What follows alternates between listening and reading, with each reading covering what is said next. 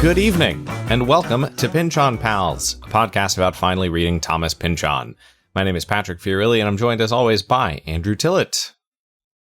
Guten Abend. And Duri Long. Good evening. Up at the top, we'd like to thank our supporters at patreon.com/PynchonPals, where you can sign up for $5 a month to hear exclusive bonus episodes like our upcoming watch of 1933, I think, King Kong, or previous episodes about like cats in space and documentaries about the V2 rocket you may have heard of. All that you can find there. On tonight's episode, though, we are discussing episodes 3.6 through 3.10 of Thomas Pynchon's Gravity's Rainbow, a book we are all reading for the first time. Woo! We did it! Woo! Did we do it? Are we halfway through the book at this point? I think so. I think we've done halfway through the book. That's impressive. Maybe we'll get here in due course. We got a comment at some point a little while ago from a listener who, I think one of us wondered if halfway through this book we would reach a brennschluss point of the book. And one listener, I'm going to see if I can track this down, told us that we should pay attention on a particular page to see what was happening. I'm not sure I caught anything that really stood out to me as like, the clear brennschluss point. Did that come up for y'all at all? What page? I'm looking for that right now. I don't think anything in the sections we read would constitute that, but I feel like it was a pretty pivotal moment when Seaman Bodine showed up. That's a fair point. We'll get there when we get there. This comment from The Inconvenience says page 380 was the one we need to pay attention to, but I don't know if that is the same in everyone's book. This is when Slothrop finds out that Roosevelt died? Oh. That was impactful for him. That was impactful. Potassium permanganate? I don't know, if we come across in our discussion any point that really feels like brennschluss, maybe we'll hit it then. How many pages are in our copy? 776. So 776 divided by 2, 388. Okay, so it's a little further, in fact, for us. Precisely halfway through the book. Which would be when Mickey Rooney shows up. So that's clearly the pivotal sequence in the book. Well, we'll find out if we find out. Or reach back just around the corner. Could be just around the corner. The Inconvenience, please reach back out if we are missing your point, or if you're just shitting us. I don't know. That could be possible too. Would y'all like a summary of sequence 3.6? Please.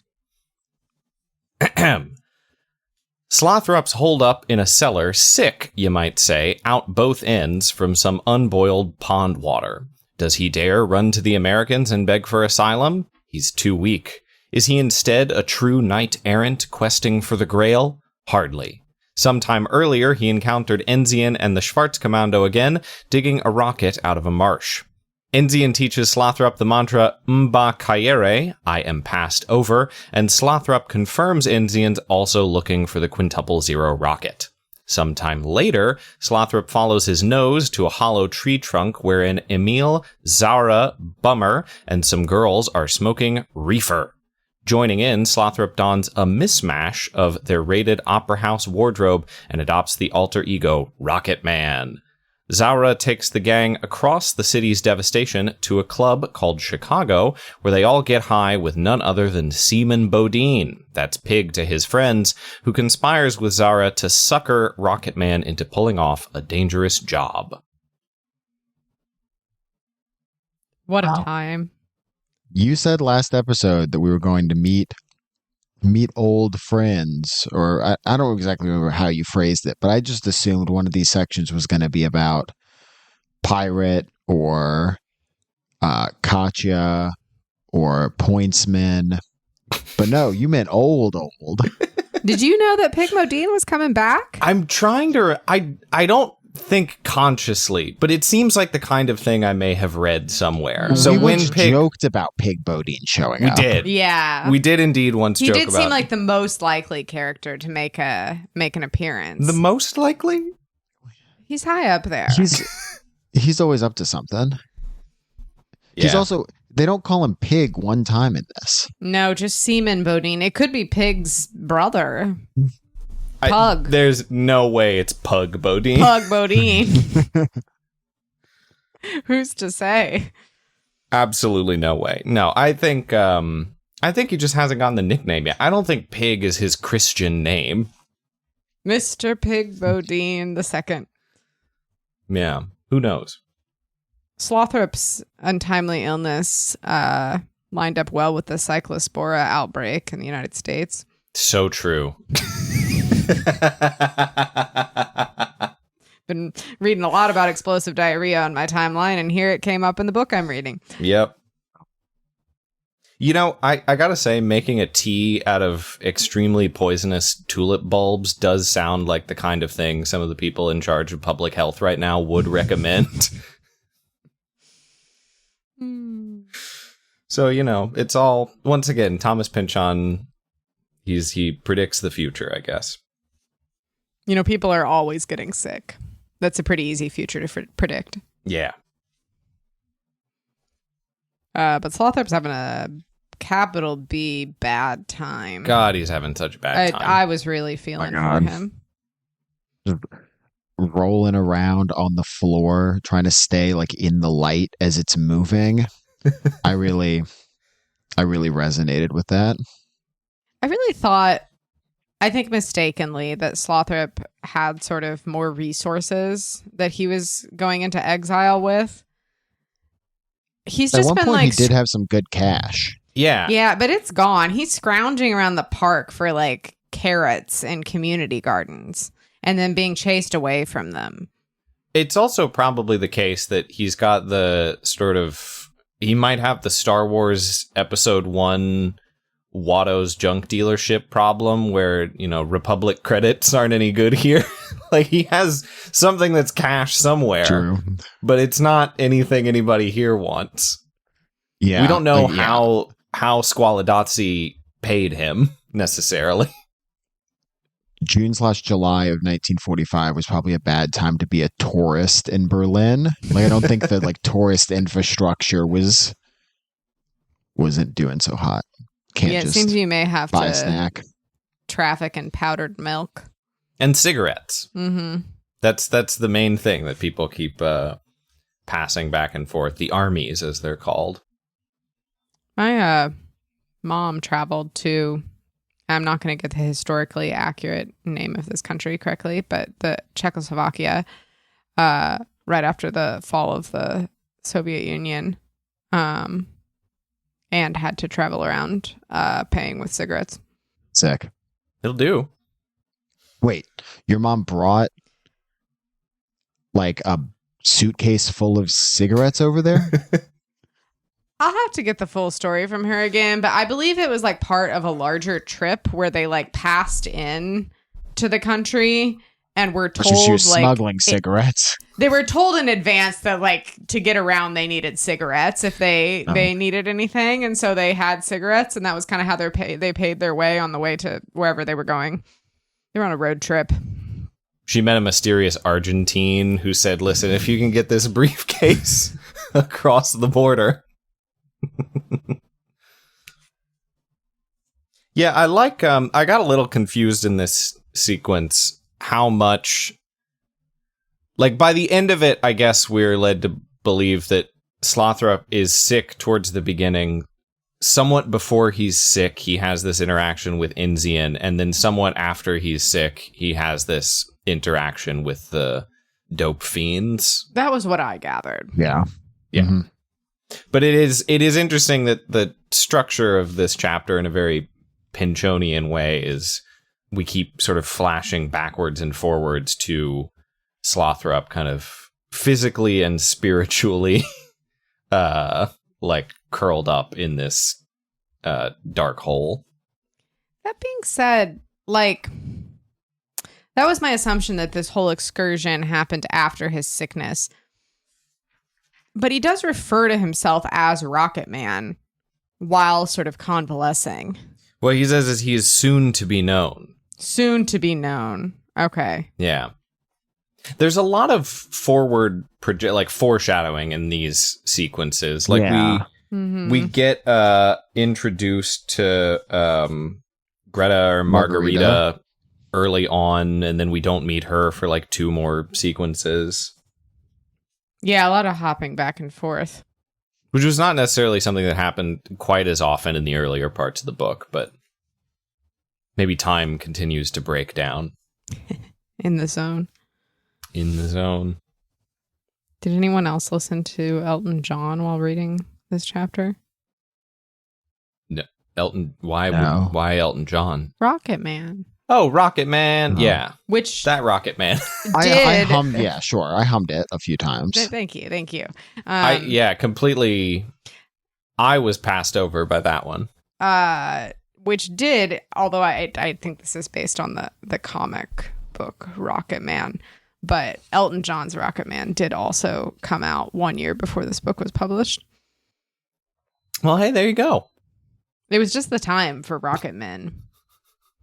David Bowie was out there with Space Oddity. That was just after the moon landing. It was the style at the time. Yeah. Ooh, nearly knocked over my tea there. That would have put a damper on the recording. Shall we get to Enzian? He's back. They're in a marsh.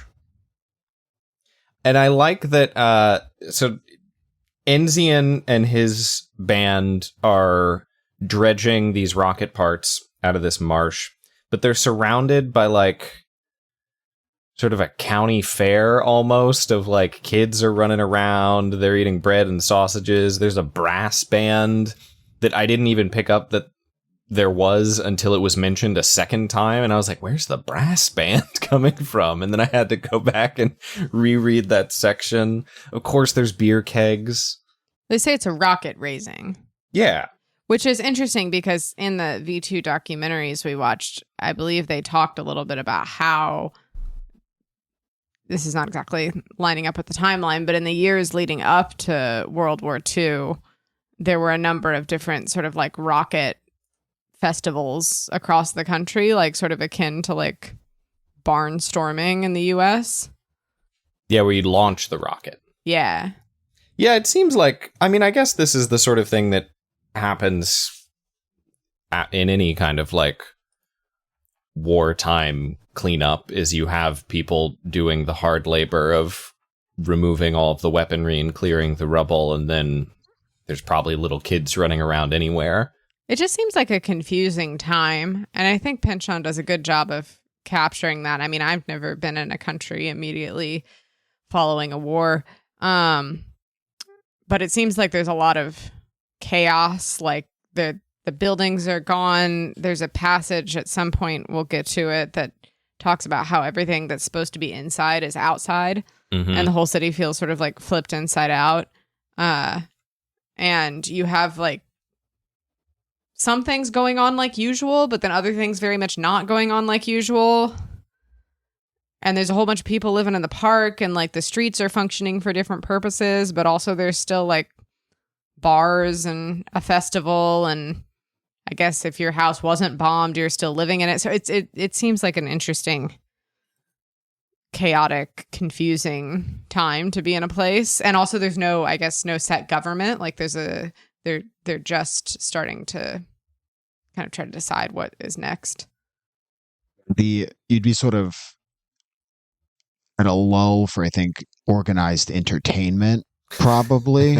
Yeah. So I guess the idea that everyone's kind of come out, like, I mean, Berlin's not on the shore, right? There's not like a beach that you'd be hanging out in. So I assume this is a marsh, maybe along a river of some kind, or along like a lake.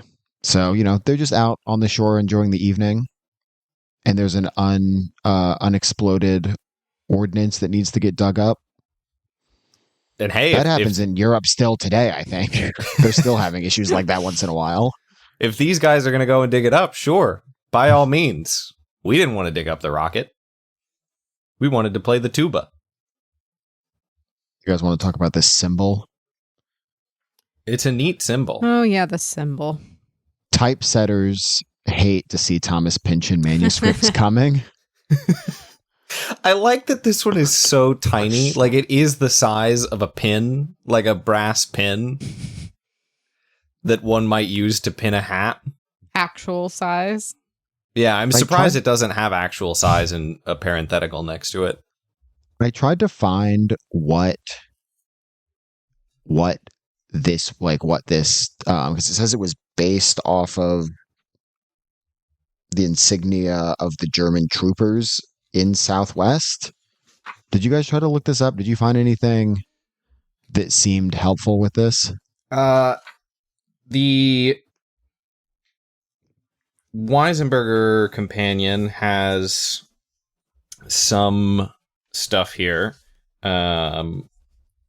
The source for this is most likely the photo illustrations in Bly's Southwest Africa under German rule, showing German troops circa 1900 wearing the wide-awake hat, brim pinned up with a circular pin, a light circle against a dark background that was perhaps 1.5 inches in diameter. It also shows up in a couple other sources, but Herero tribesmen serving German colonial troops also wore these hats and German military garb.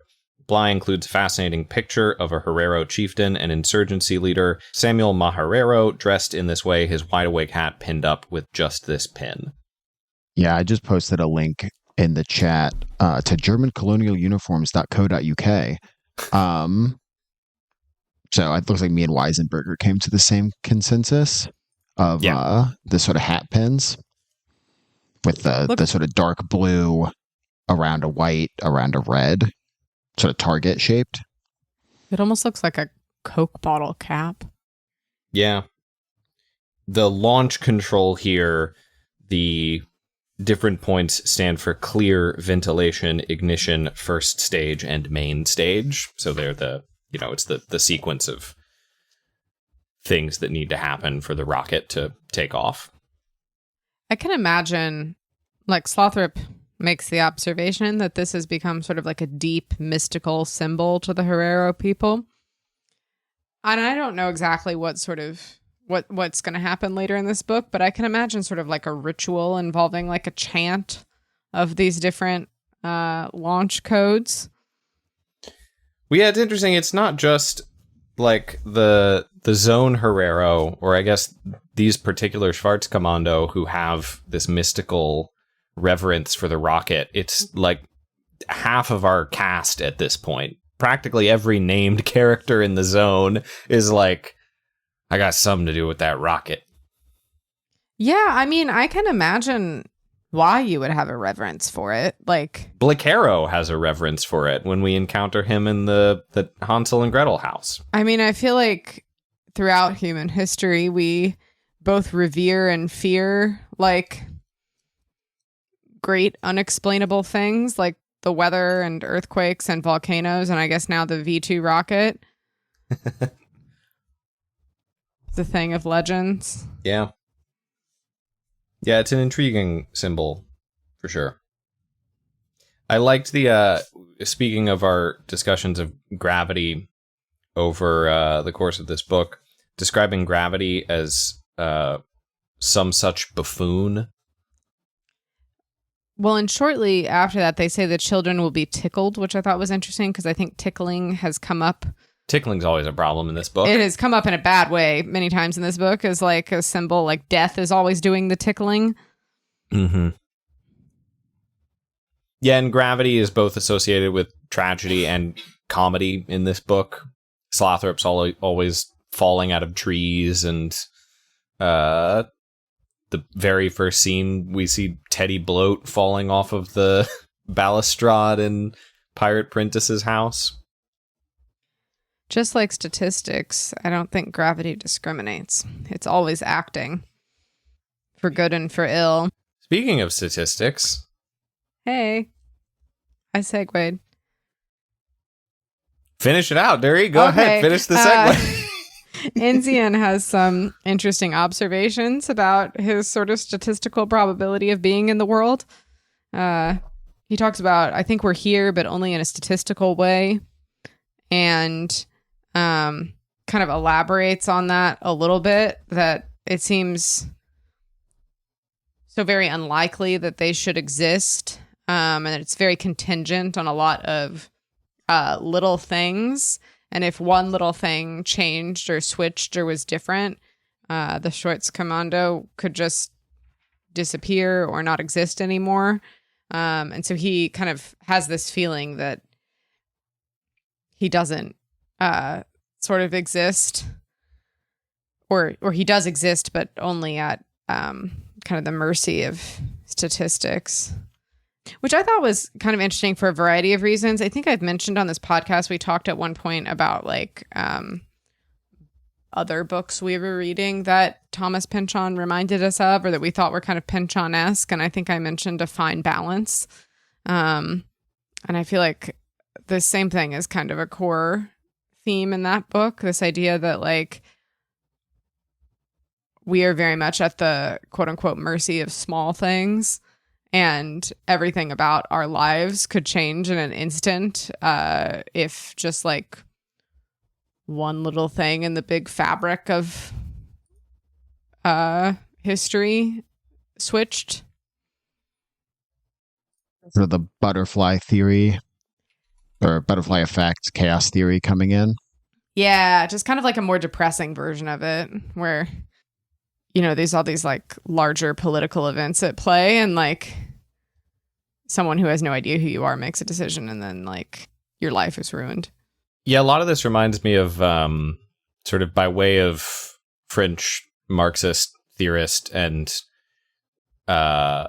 strange murderous guy, Louis Althusser's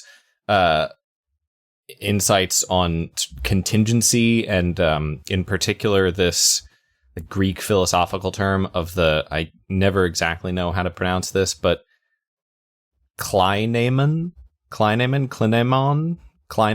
I've never heard it pronounced aloud.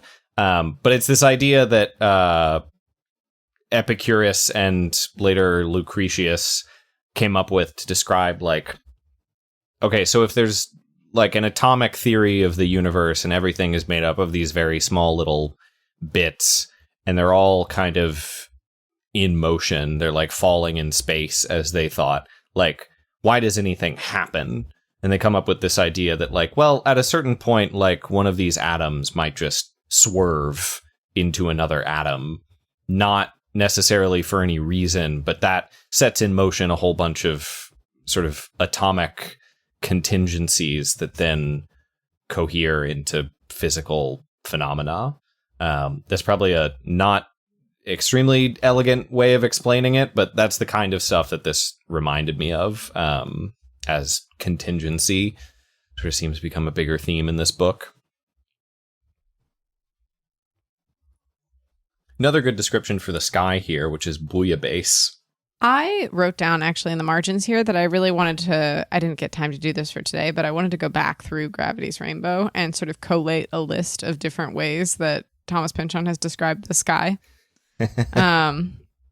I think there's at least 2 different ways that come up in the section that we've read today that I really liked, and this was one of them. Yeah, it sounds tasty. Yeah. We didn't mention real fast Enzian's sort of mantra that comes out of this philosophy. Oh yeah, I am passed over. Yeah. Talked a lot about being passed over in this book, the preterite and the elect. Yeah, I mean, obviously, like, seems like it might have some connections to, like, Judaism. For sure, yeah. Passover. Yeah. Yeah, I think it's interesting that he describes it as that his Herero people have, quote, learned to stand outside our history and watch it without feeling too much.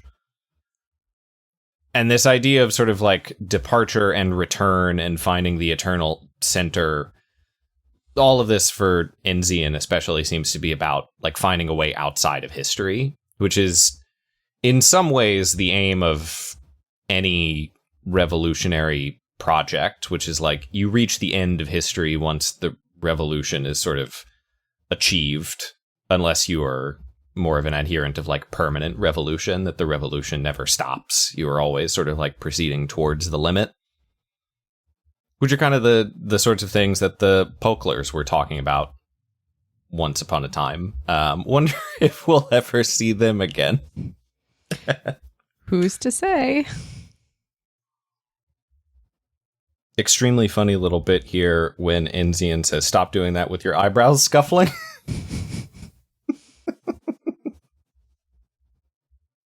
I think oftentimes, just a point on the writing, Thomas Pynchon includes these little, like they're almost actions that you can tell are happening just because of the dialogue and what's happening in the dialogue. Like, it doesn't need to be flagged as like an action that is happening narrated in the book, because you can intuit it from the back and forth.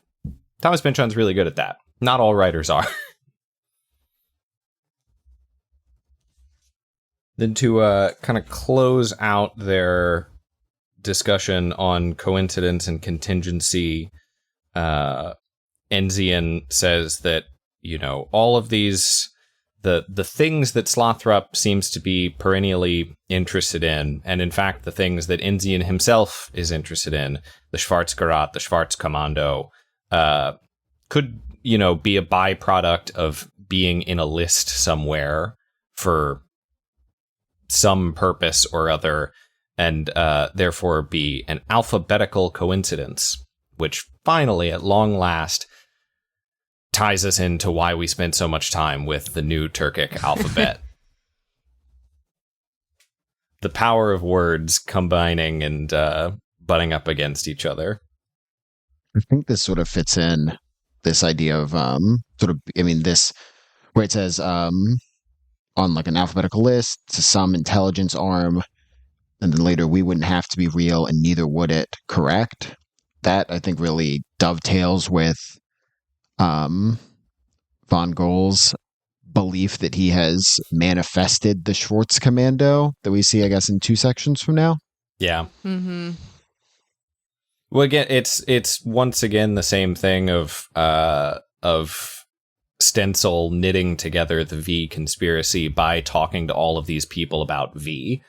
It's like, oh, well, if you juxtapose this is the kind of paranoid mentality. It's that, like, if you just start arranging, different elements into place, eventually you'll find things that connect them. And then, like, you start pursuing those connections, whether or not there was any pre-existing, MO behind it. What do you think the chances are that we find out that we are still inside of Slothrop's original drugging and interrogation, and this is like the people at the White Visit, like this is sort of the White Visitation poking through in his trip through what is he called, the missing wing, the forbidden wing? Forbidden Wing. Yeah. Are we in the Forbidden Wing? That would be disappointing. But it would also be very Wizard of Oz, which is the title, sequence. Is the epigraph of this whole chapter. In a movie version, you could like double cast Pirate Princess as Chicharine, like the Scarecrow and Wizard of Oz. Yeah, everyone is double cast. Is just double cast. Yeah. Jessica plays gaily tripping. Yeah. It could happen. Strike another one for incredible burns against Tyrone Slothrop. When Enzian says, "Don't be reckless, let's all wait and see. All anyone knows about you is that you keep showing up."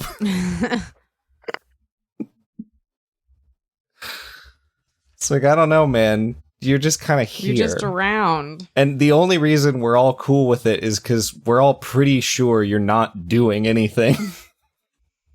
Maybe you should, find something to do. Enzian tells Slothrop that when they were in that he had been in Hamburg, which is where we, I guess, left Enzian last time, is when him and Andreas were getting the radio communication. And he says that he thinks it's the British military that was conducting the raid, not the displaced peoples of the greater Hamburg area. So that's interesting.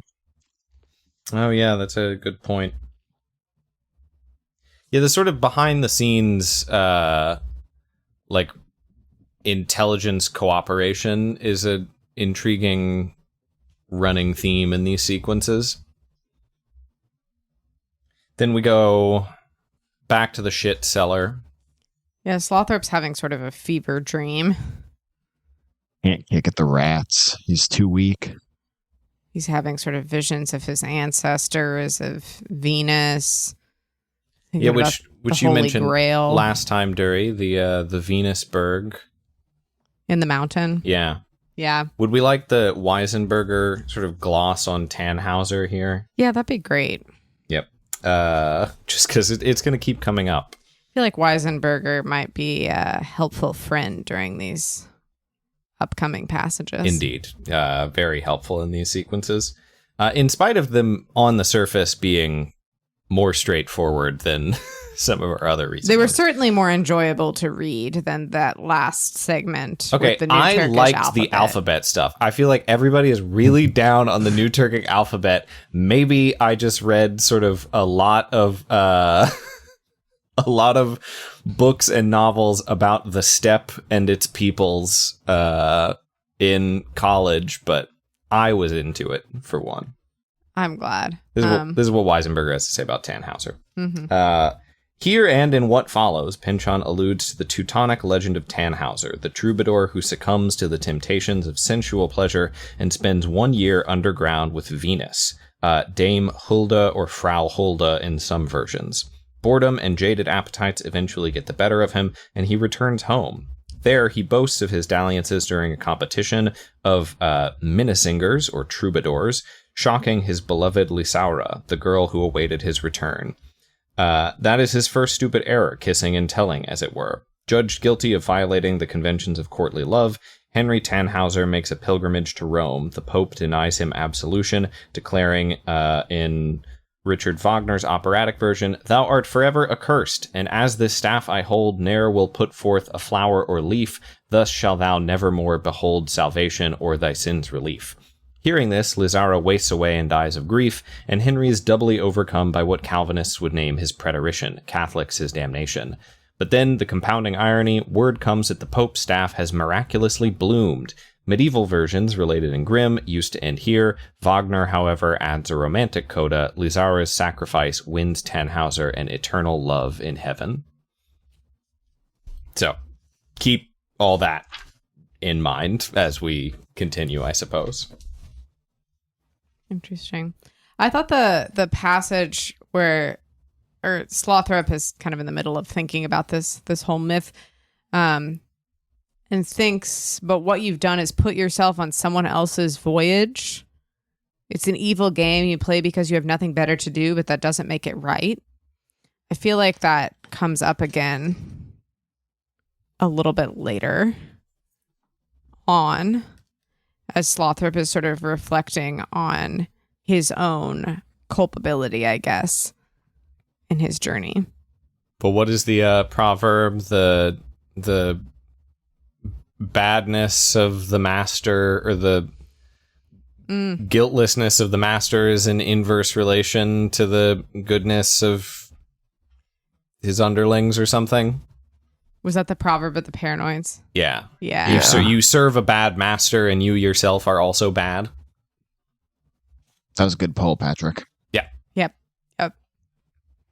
We spent enough time unpacking that one. Trying to figure out the double negative. Yeah, it seems Slothrop's beginning to kind of reckon with what his role in all of this is. Well, he's about to find a role. Oh boy, is he. When he's out one night post pooping his brains out, when he comes upon like a cartoon character sort of getting a whiff of pie sitting in the kitchen window. He is carried along, floating through the air. Who's the Popeye the Sailor sidekick? Wimpy and hamburgers. Do you think Wimpy and Vimpa are related? There's something. Think about that. That's something. We skipped over a sort of paltry but necessary cookbook item on the way to the reefer. And it's a Slothrop was hunting for a handful of greens, a carrot, or a mangelwurzel. What is a mangelwurzel? What is a mangelwurzel? You might ask. It's like a beet. But different in what way? It's a German beet. Oh, one of them German beats. Oh, yeah, for sure. Like techno music. Yeah, it's mangelwurzels get much larger. Oh, like a big beet. And it's mostly for livestock. Oh. So It's a big, less tasty beet. Oh yeah, this doesn't look as tasty. It says it's very, very sweet. Oh wow, it's like as big as this lady's head. Huh. The more you know. Yeah, I felt like that novelty vegetable should be featured. Mm-hmm. We could make some. Whoa, that is a big. How are we making it, Duri? Is it just raw? Just buy one? Well, yeah. I mean, if it's served Slothrop style, it should probably be crudité. But I think we could make an elegant charcuterie board of Gravity's Rainbow, like a platter. Yeah, I guess we could do a little bit of a crudité charcuterie situation. That, or we make like a mangelwurzel borscht or something. Yeah, maybe like a hearty vegetable stew. Wait for it. Served out of the carved out mangelwurzel bread bowl style. Whoa! Coming soon to a Panera near you.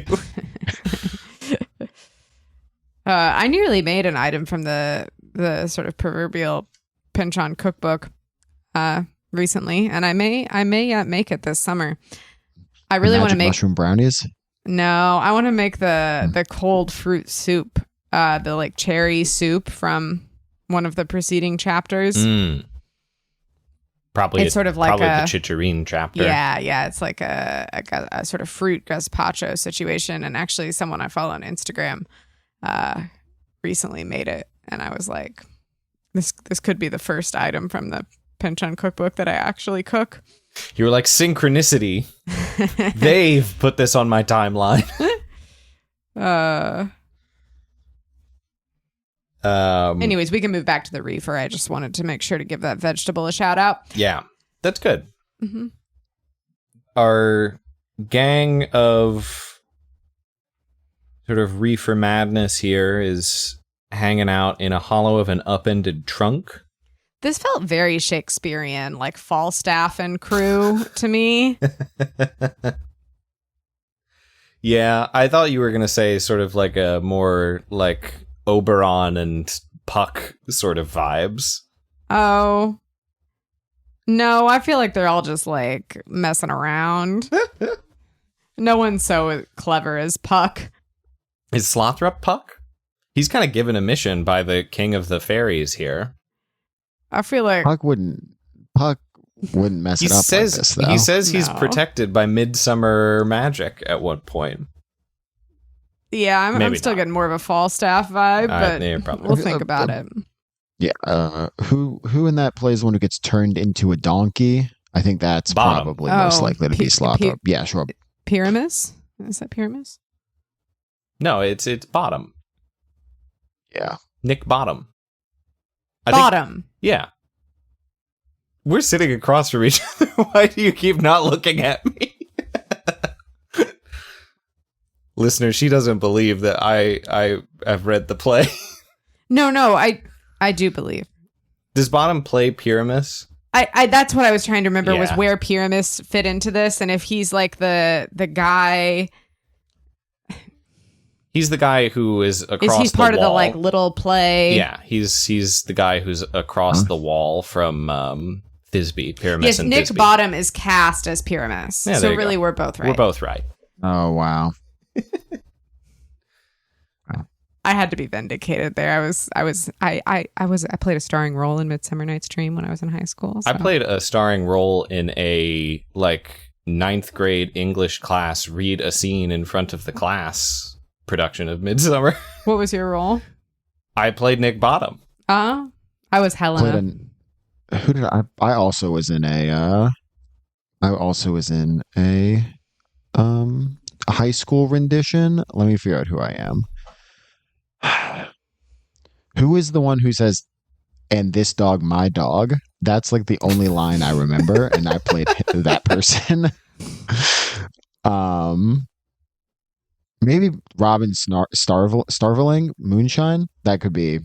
That feels like that was who it was. Oh yeah, he plays the moon. Mm-hmm. Yeah, because I think I remember. Yeah, I don't remember the line. It's something about having a lamp and then a dog. So I think the lamp making the moon makes sense. Yeah. Checks out. Anyway, what were we talking about? The sour, hollowed out tree Sour trunk. Boomer, Trudy, and Magda are all getting high and playing dress up. What a fun gang. I hope they don't turn out to be terrible. I hope not either. Look, you got to get a whole sick crew somewhere. Yeah. I think this whole situation in Berlin is so apocalyptic that I would absolutely join up with this whole sick crew. It seems better than most of the other stuff that's going on. Boomer is Bummer. Boomer. It's not Boomer. Weisenberger points out that we should clue into the fact that his name is Acid Bummer, like a bad trip. That makes sense. Yeah. I feel like Thomas Pynchon has started explaining his names. I don't know if that was an editor's suggestion or what, but he's like, his nickname, which means acid in German. And I'm like, why are you throwing that in now, Pynchon? You've been making us look up these names for 400 pages in. Yeah, exactly. Oh, I'm still looking up plenty. He doesn't need to worry about that. What do you think goes through his mind when he decides to add an explainer? Is it like particularly important that we understand, or does he just like throw one in, throw us a bone every now and then? Maybe this is like a situation. Maybe he had to look this up, and because he didn't come up with it purely off the dome, he's like, I should explain it, because if I had to put it together using like a German to English dictionary, Yeah. my readers won't get it. Either that, or in this case, like it's directly related to like the funny story he wants to tell about the guy, that like you have to know that this means acid in order for. I can't cut. I can't. He could cut just the explain bit. the story. That's true. He could have just explained it and then not. I think it's also probably. I think half this book is just sort of rhythmic associations. Like, does the sentence sound like it needs a little something extra? I'm gonna explain what the German means. I thought it was funny that Zara says, haven't you ever noticed when you're this blitzed and you want somebody to show up, they always do, that they're already using blitzed to mean high out of their mind? Wonder when that started. I mean, presumably shortly after the Is Blitz. this the first Yeah, use that's of what the I'm term? wondering. Because we did talk about how Pynchon was careful to not use Blitz in the football sense, because the Blitz hadn't happened yet when Slothrop was in college. So, I don't know. Yeah, presumably as soon as it happened, people were using it to describe a It's like, lopsided victory. If this crew is anybody in the Midsummer Night's Dream, I think it's the sort of Nick Bottom play within a play crew. Yeah. They have the costumes. For sure. They're acting stuff out. Oh, what are they called? The Mechanicals? Is that what they're all? Yeah, the Mechanicals. Yeah, that's right. Enter ROCKETMAN. ROCKETMAN. Weisenberger does wonder why this is not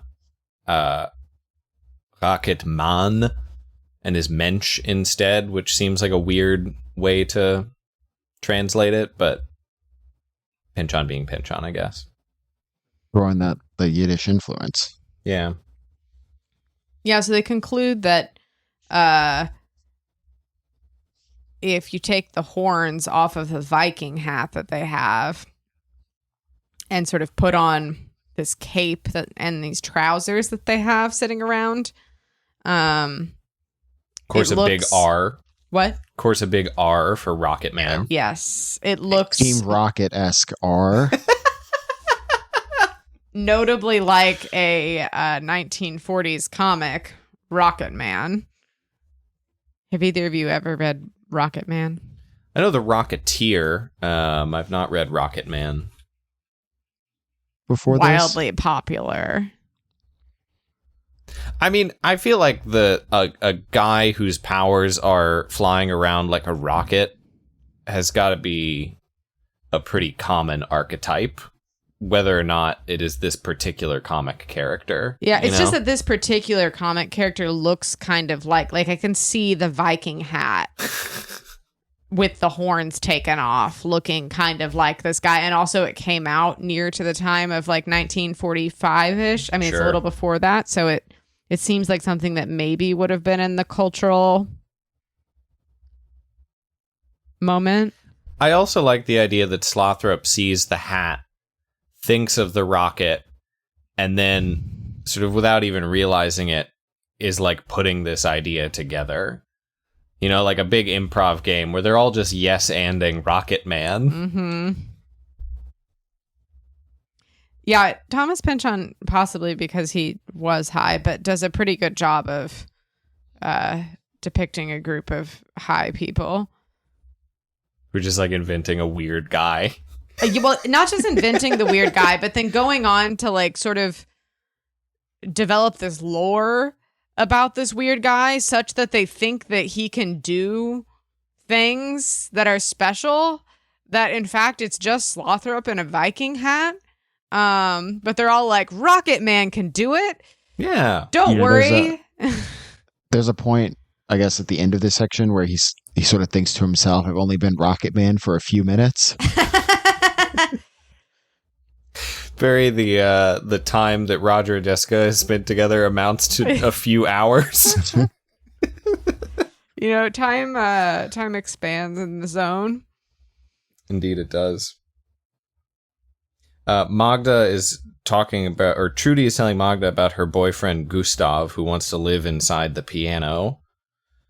All you could see was his feet sticking out. He kept saying, "You all hate me. You hate this piano," which was extremely Holesick crew coded. Oh my God, these guys! This is why Pig is friends with them. 100%. This Pig was his got to original New York. Holesick crew. Pig got to New York in 1956 and was like, I gotta find a Trudy, a Magda, a Gustav. Winsome is my bummer. I was reminded of who were they, like Hanky and Panky For sure. in the scene with Trudy and Magda. Hanky and Panky and Flip and Flop. Oh yeah. Let's not forget. We can't forget Flip-Flop. Lots more of this in V if you haven't read it yet, folks. Please read V, y'all. Who has I'm here to it's say basically a prequel. A sequel? A prequel? Underrated. V, underrated, essential reading for Gravity's Rainbow. Then they all set off for the Chicago.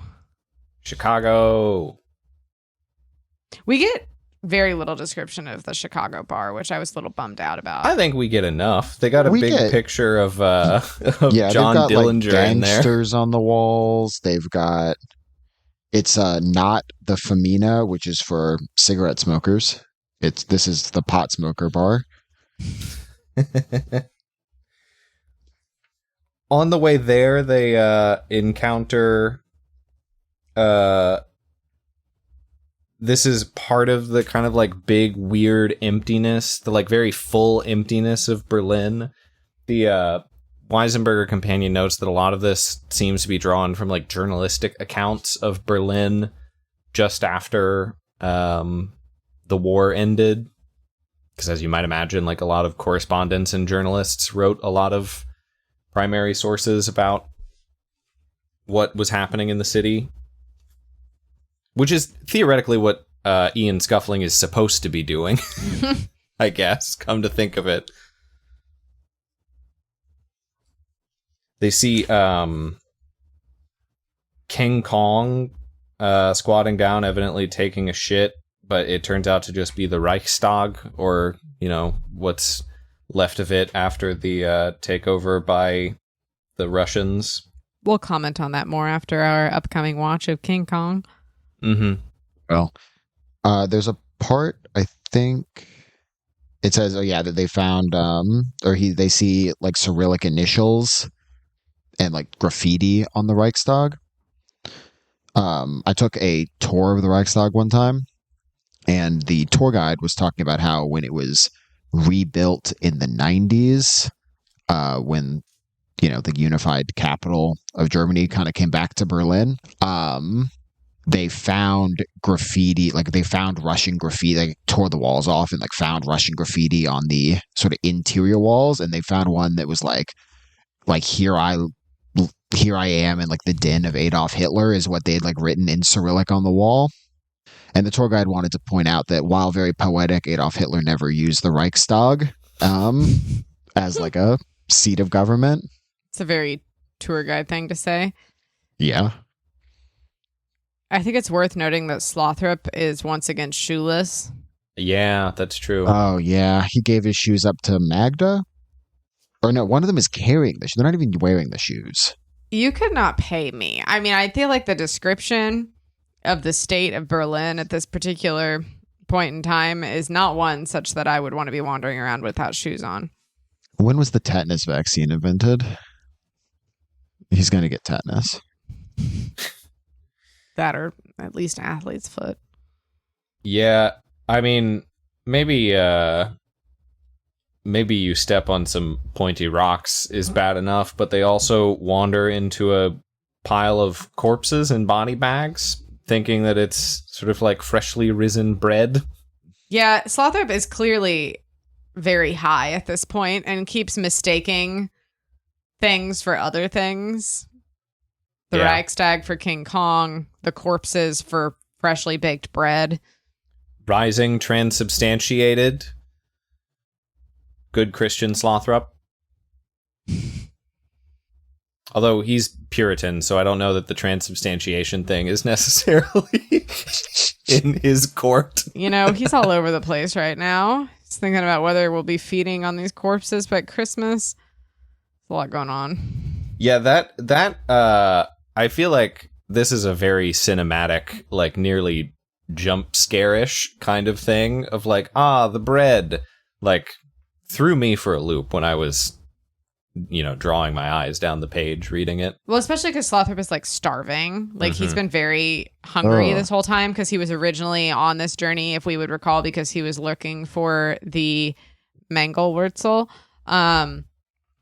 And so he like sees this bread and is like, oh, that looks good. And then he's gotten high too, so he's not gotten less hungry. No. But instead he finds a pile of corpses. Well, it's also the cartoon thing of you're so hungry, your like friend starts to look like a T-bone steak. Uh-huh. It's still Looney Tunes. We will never leave it. Just sort of dark Looney Tunes. Mm-hmm. And then we hear a song. Inside the Chicago. Coming from one American sailor. With an orangutan look to him. It's a little in-joke for, if you remember how often Pig was described as ape-like in V. And Harry. And he sings one of his pig boating classics. This is... I feel like at this point we should have known it was Pig Bodine. Yeah. It took me to the end of the page, but I feel like the song could have given it away. Mm-hmm. The like cinematic version of this, of the camera slowly panning like across the bar up to like it starts with the tapping foot on the bar stool at the stage, then just like slowly draws up until we encounter our old friend Pig. And he's up to his own old ways, right? Like he's supposed to be sailing with the U.S. destroyer John E. Badass. But he's, can you believe he used to be on the John E. Badass, and then he got I got can sent believe to the that. scaffold? I can absolutely believe that he got demoted to being on the scaffold. What was that? Was like just a transport ship, wasn't it? What was that? I guess so. Yeah, I think it was It wasn't cruiser? a destroyer. No, it definitely wasn't a destroyer. Anyway, it was the kind of ship that got you on cooking hamburger on the radar tower. That's the kind of ship it was.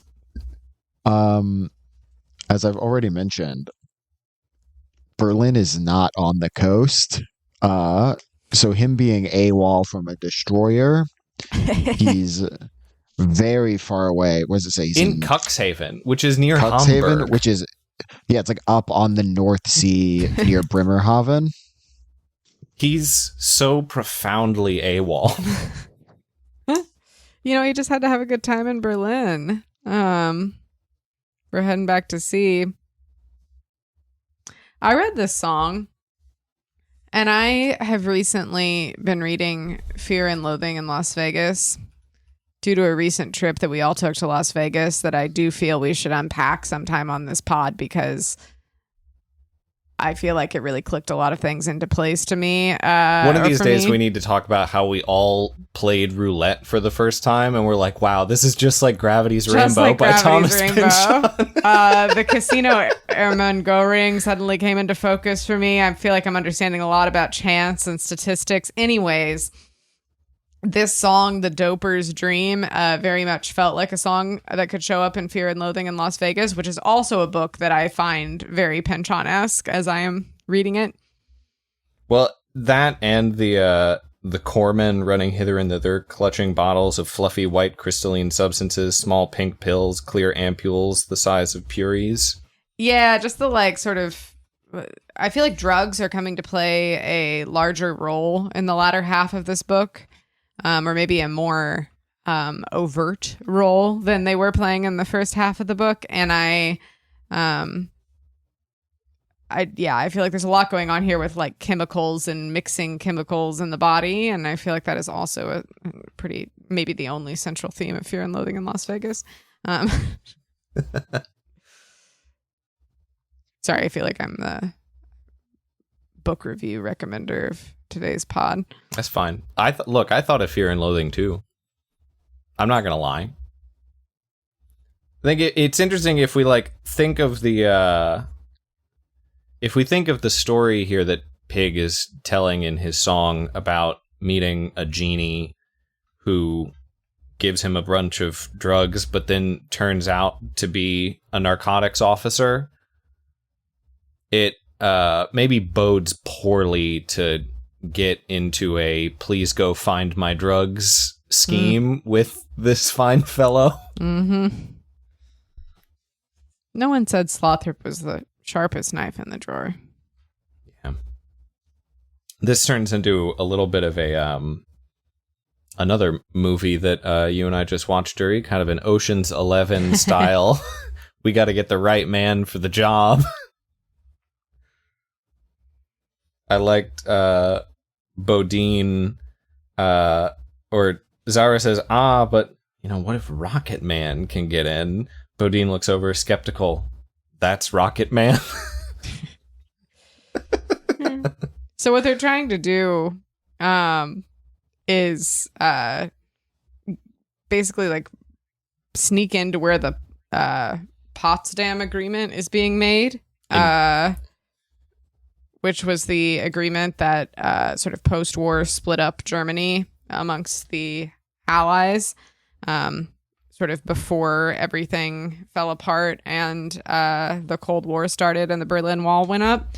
And so everyone who's anyone is at this event.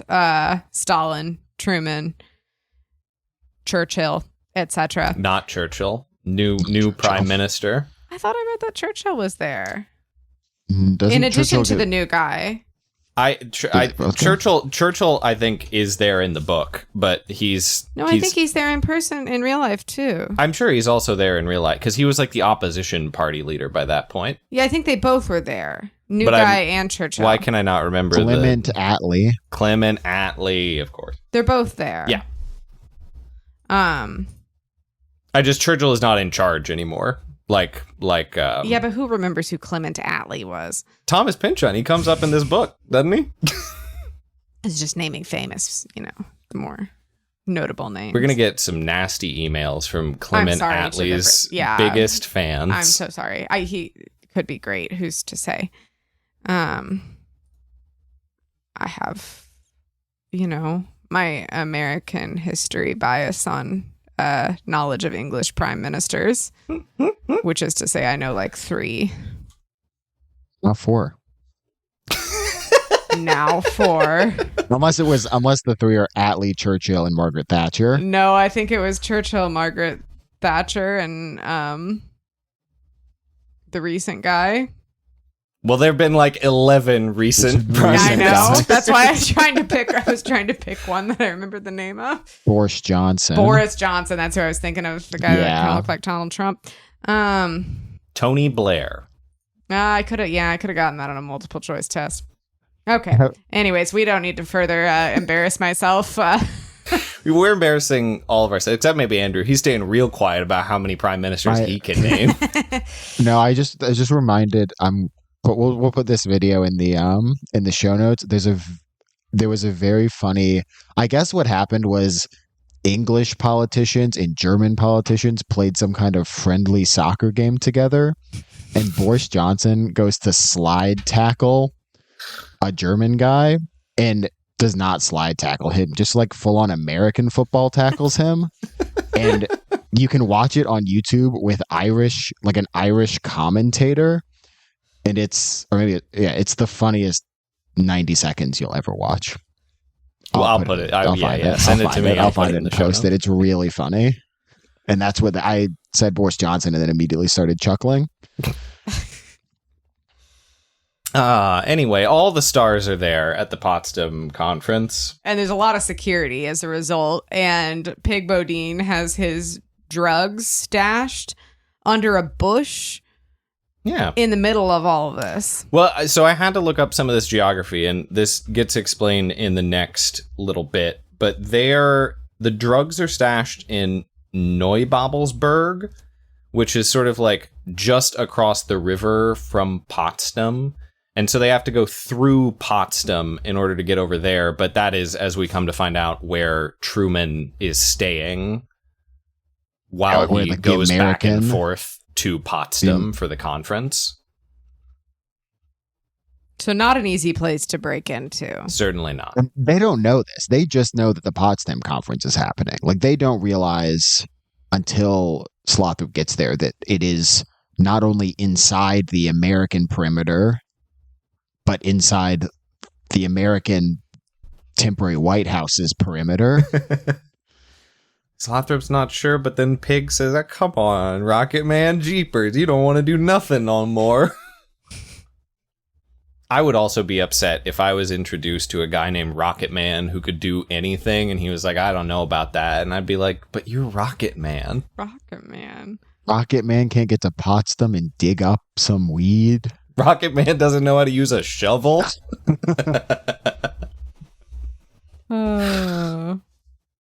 Yeah, and they is this where this happens? I was trying to make sure I'm not getting ahead of myself. Do they print the money here? Yeah, he does negotiate. Originally Slothrop's going to get some of the weed, and then he negotiates for some of the weed and then several thousand Reichsmarks, which apparently Sauer prints. He's a counterfeiter, and he's just like, I can give you those. That's easy. Surely money that will have lasting value to Tyrone Slothrop. Again. Oh, yeah. He's going to be loaded again, but only for like the next 20 pages of the book. Oh, he's loaded all right. In more ways than one. Okay, I think we have to press on, because if we leave the whole rest of these sequences until after the break, we'll be here all night. I think we gotta keep going to 3.7. Let's go. Yeah. 3.7, a summary.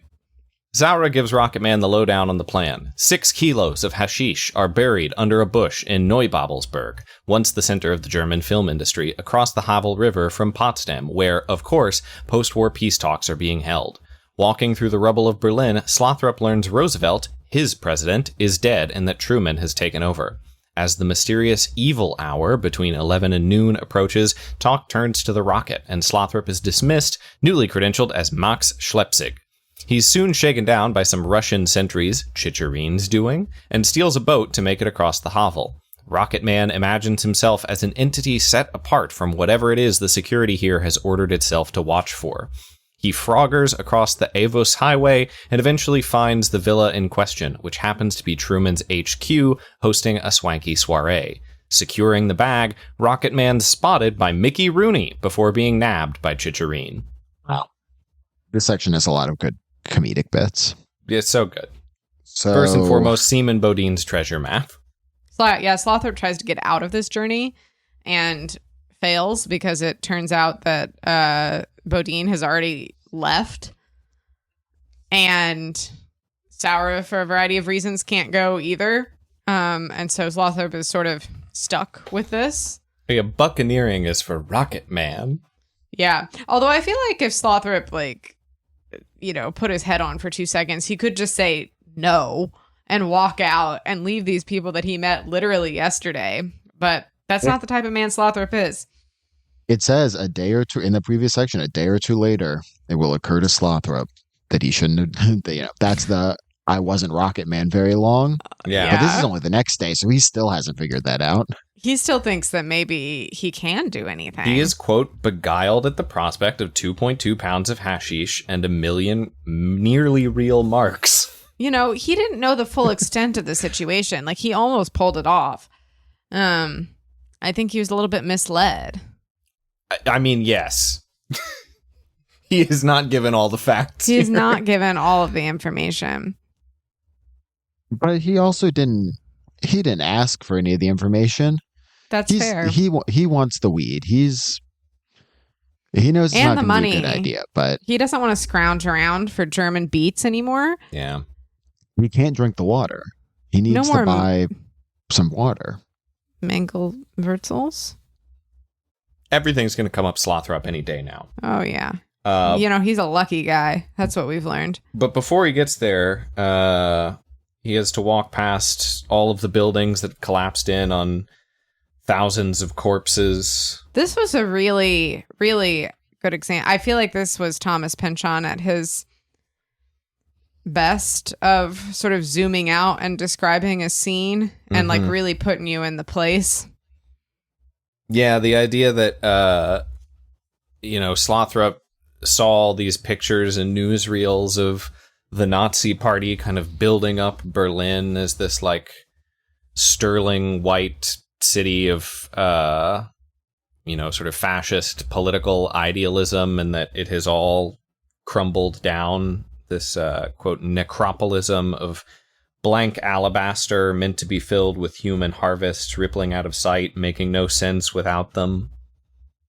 We talked a while ago, and it gets referenced again here about, I forget his name, but that architect that was designing a lot of the kind of Nazi buildings with the big arch and the big parabolas. And I mean, the idea that that is all kind of collapsed, been brought to ruin. But I also liked the description of space. This idea that there were supposed to be these wide open boulevards for armies to march down. But as it turns out, the boulevards are now all filled with rubble. Mm-hmm. And they've become, as Pynchon says, organic now, like goat trails. What do they call these in design theory? Desire paths? Desire paths? Yeah, you're seeing there's a 90-degree intersection on the sidewalk, and people cut through the grass around it so that they don't have I know what to you're talking about. travel Yeah. the I intersection. don't know what it's called. I think it's a desire path. Oh, yeah. Yeah, desire path. Desire path. Yeah, he says the civilians are outside now, the uniform is inside. Basically talk about how the whole city has turned inside out. Mm-hmm. Which I thought was I thought it was an interesting description. I feel like I've been in cities where I feel like things have been sort of turned inside out. And the northern southern hemisphere stuff returns, where winter is here behind the look of summer. Earth has turned over in its sleep, and the tropics are reversed.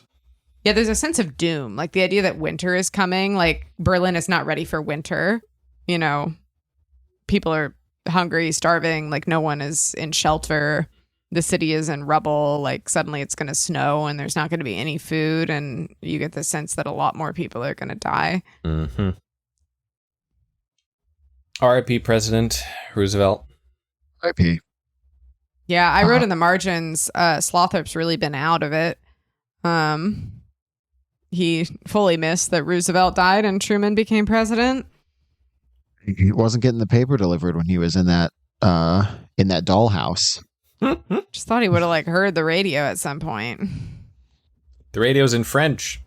What are you gonna do? He's like, President Roosevelt. Le Président Roosevelt. And Slothrop's like, yeah, I like that guy. He's great. Good for him. I felt really sad for Slothrop in this section. Yeah.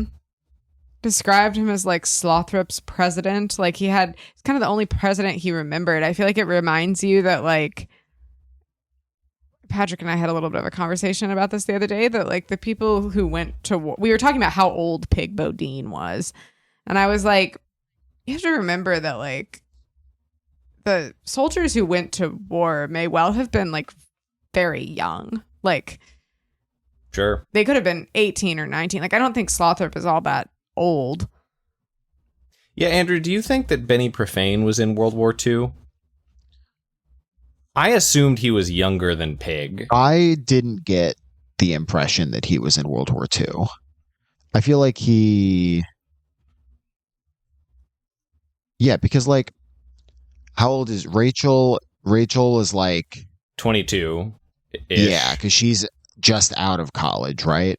She's just out of college when they meet, and then it's a year later. So she's like 23, right, so 24. Yeah, sure. And then he's a few years older than her. He's not, I don't think he's 10 years older than her. And World War II would have been over. Yeah, World War II would have been over. Had been over for like 11 years at that point, by the time V takes place, or by the time that part of V takes place. Yeah. Yeah, so he'd have to be in his late 20s. Yeah, he would have had to have been. Yeah, even assuming he like enlists in at like 1945 and technically fights in World War II for like a few minutes. Yeah, I got the vibe that Benny Profane may have been like Thomas Pynchon and like served a year or two in the Navy, whereas Pig Bodine seems like lifer. He's been in the Navy. Yeah. He's seen some things. In any case. Yeah, in any case, I feel like this kind of brought home like how young Slothrop is, that he kind of only has memory of one president. Like he barely remember, but also I guess it also brings home that FDR was president in office for a long time. Like, I just wish we'd keep electing him for quite a while. Yeah. Yeah, I mean, he would have been, because Slothrop has been in the military for a little while. I assume. Yeah, I guess that maybe makes more I assume sense. that he did some rising through the ranks before he became a intelligence officer. But then still, if he was 18 when he enlisted, at least 12 years probably of FDR. Yeah. And you don't know who the president is when you're 6, particularly. Like, that's Certainly not something that's really coming up. Or it's not meaningful. You might know their name. Yeah, you know it in the way that in the way that I know Tony Blair. Yeah, exactly. Yeah, but it sends him into this whole sort of spiral where he kind of like conceives of the whole, he really goes into his paranoid state and starts to like conceive of the whole world as like a set. Mm-hmm. And there are all these like extras, and boy, do they have quite the budget to like fund this whole disaster and this desolation that is like being pictured in front of him. Well, and then he even wonders if like whoever was playing Roosevelt at the Yalta conference was in fact Roosevelt, or whether that was an actor who was preparing the nation to understand that Roosevelt was dead. Which, like, I feel like this really, for me, captured some of the like profound sadness that is often behind conspiracy theories, which is that like isn't it nicer to imagine that this is all a play? Mm-hmm. And that the smell of human decay that's happening all around you is just a perfume that has been sprayed by the theater producers. By them. I also thought the description here, I'm getting really excited maybe next month to watch our German expressionist films. And the description at the beginning of this paragraph, where someone here is cleverly allowing for parallax scaling, shadows all going the right way and lengthening with the day. I feel like really captured sort of like a German expressionist vibe and how Slothrop is seeing the world as a set. That may come up later. Indeed it may. Yeah, this is also related to Slothrop's like kind of daddy issues, is that he kind of picks Roosevelt as his guy in part because his dad was not a fan of Roosevelt. Is that right? Where did I read that? That's at it says Broderick Slothrop professed to hate the man, but young Tyrone thought he was brave with that polio and all. Yeah. That's the end of page 379. And then Lloyd Nipple prevents him from seeing. What a jerk. Alas. Yeah, I found this page profoundly sad. It's a good page. It's a very, very sad page.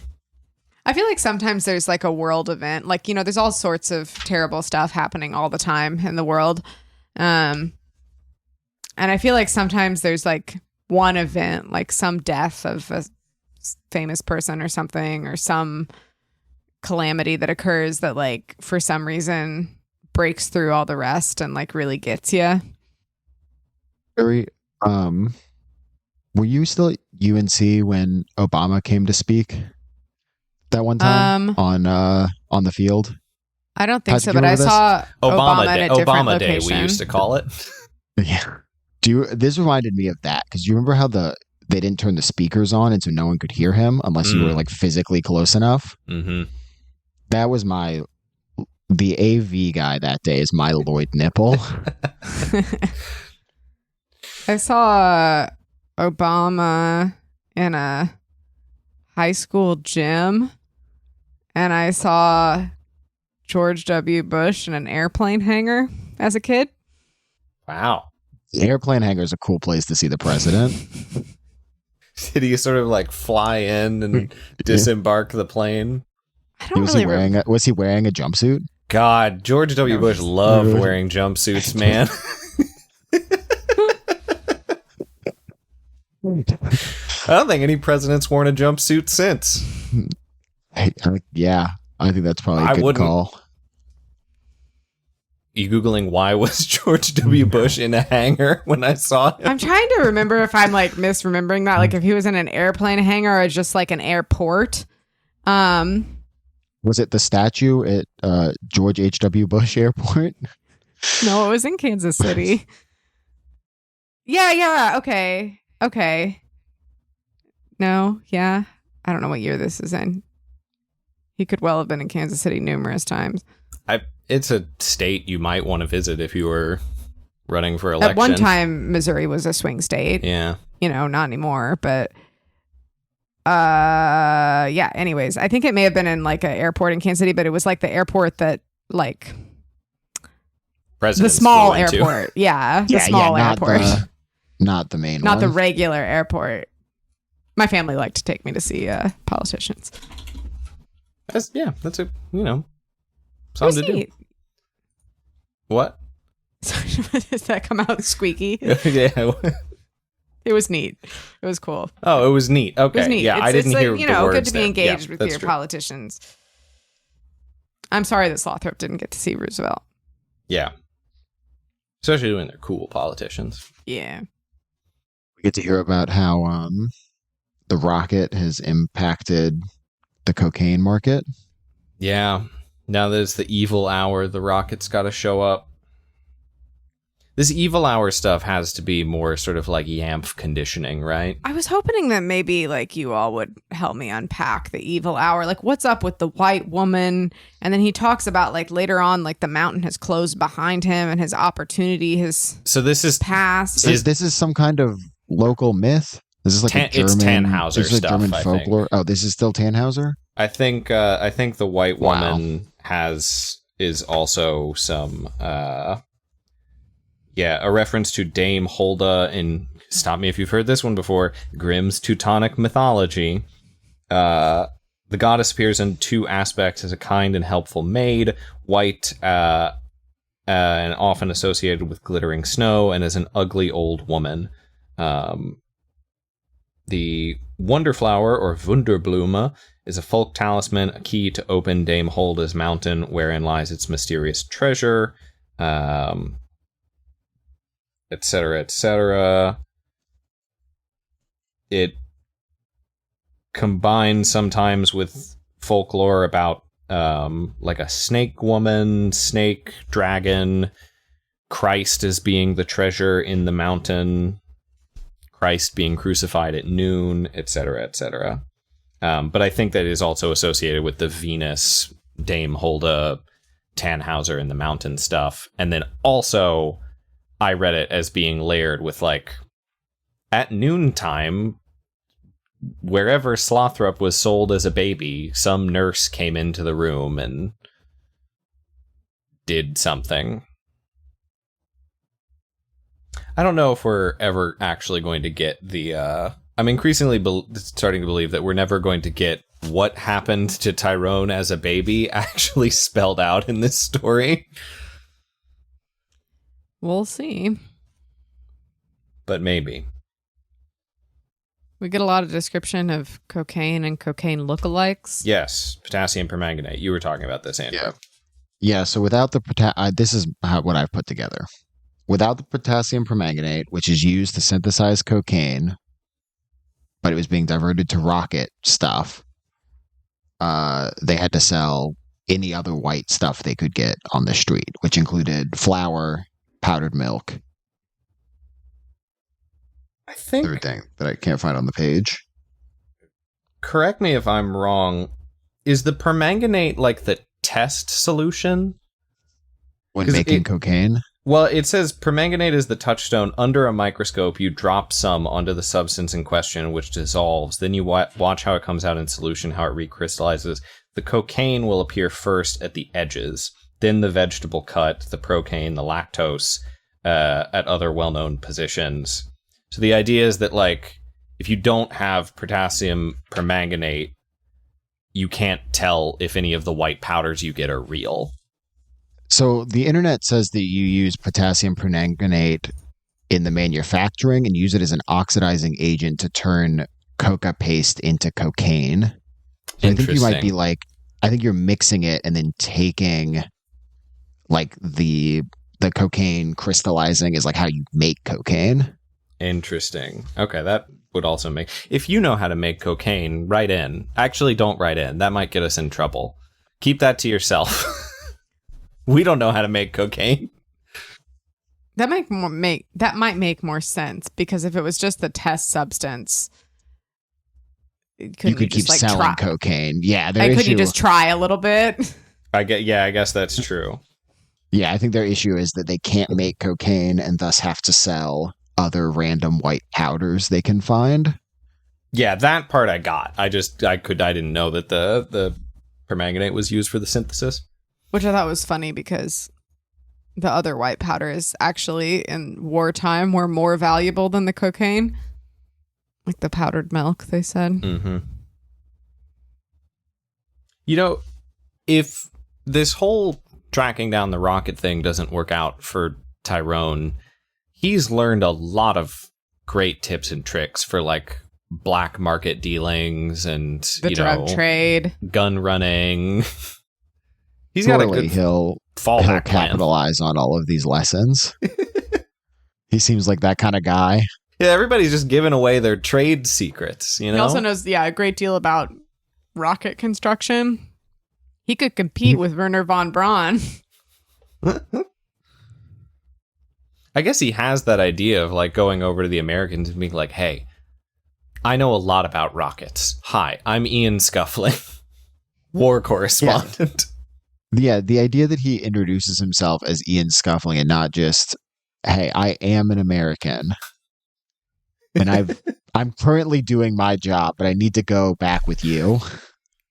Yeah, he really does the full, like, Miami Vice arc where he's just like, you won't understand this, but I'm so deep undercover right now that I need to talk to your boss's boss's boss. Funny line here, I thought, of when Slothrop mentions the Schwarzgerat, Zara does not exactly scream, "Aye," and run down the street or anything, but squeak goes a certain vowel hole, right? Something is routed another way. Yeah, and apparently that was the wrong thing to say, and he kind of shuts down. But we learn about the mysterious Der Springer. Der Springer. I was thoroughly convinced that we were supposed to know who Der Springer was already, especially as he comes up more a little bit later, and I was so lost. I would not have predicted who Der Springer was. We'll get there. Introducing Max Schleppzig. Great talking name. Yeah. Very, perfect for Tyrone. Schlepp. Max Schlepp. Which is Tyrone's pseudonym. Second, his pseudonym suited his. It's Tyrone's. It's Ian Shuffling's pseudonym. Yeah. Well, arguably, it's Rocketman's alter ego. So Whoa. really, it's Ian Scuffling's inventions, Rocketman's alter ego. Max. Wow. Crazy. So he tries to use this passport to cross over into the like Russian controlled section on his way to, Pig Bodine's treasure map. And he gets stopped at the checkpoint, and they asked to look at his boots, and his boots, which I had forgotten, are Chicherin's boots. Are Russian issued boots. Yeah, and so It's a Slothrop's fair like, question. Why are you no. walking around in Russian, in a Russian officer's boots? Yeah, Slothrop's like, oh no, like Chicherin's coming for me. He wants his boots back. Surely they know they're Chicherin's boots. They like call a guy. Slothrop sees the end. He's like, Chicherin was on the phone. He said, I gotta have my boots back. He knows it's me.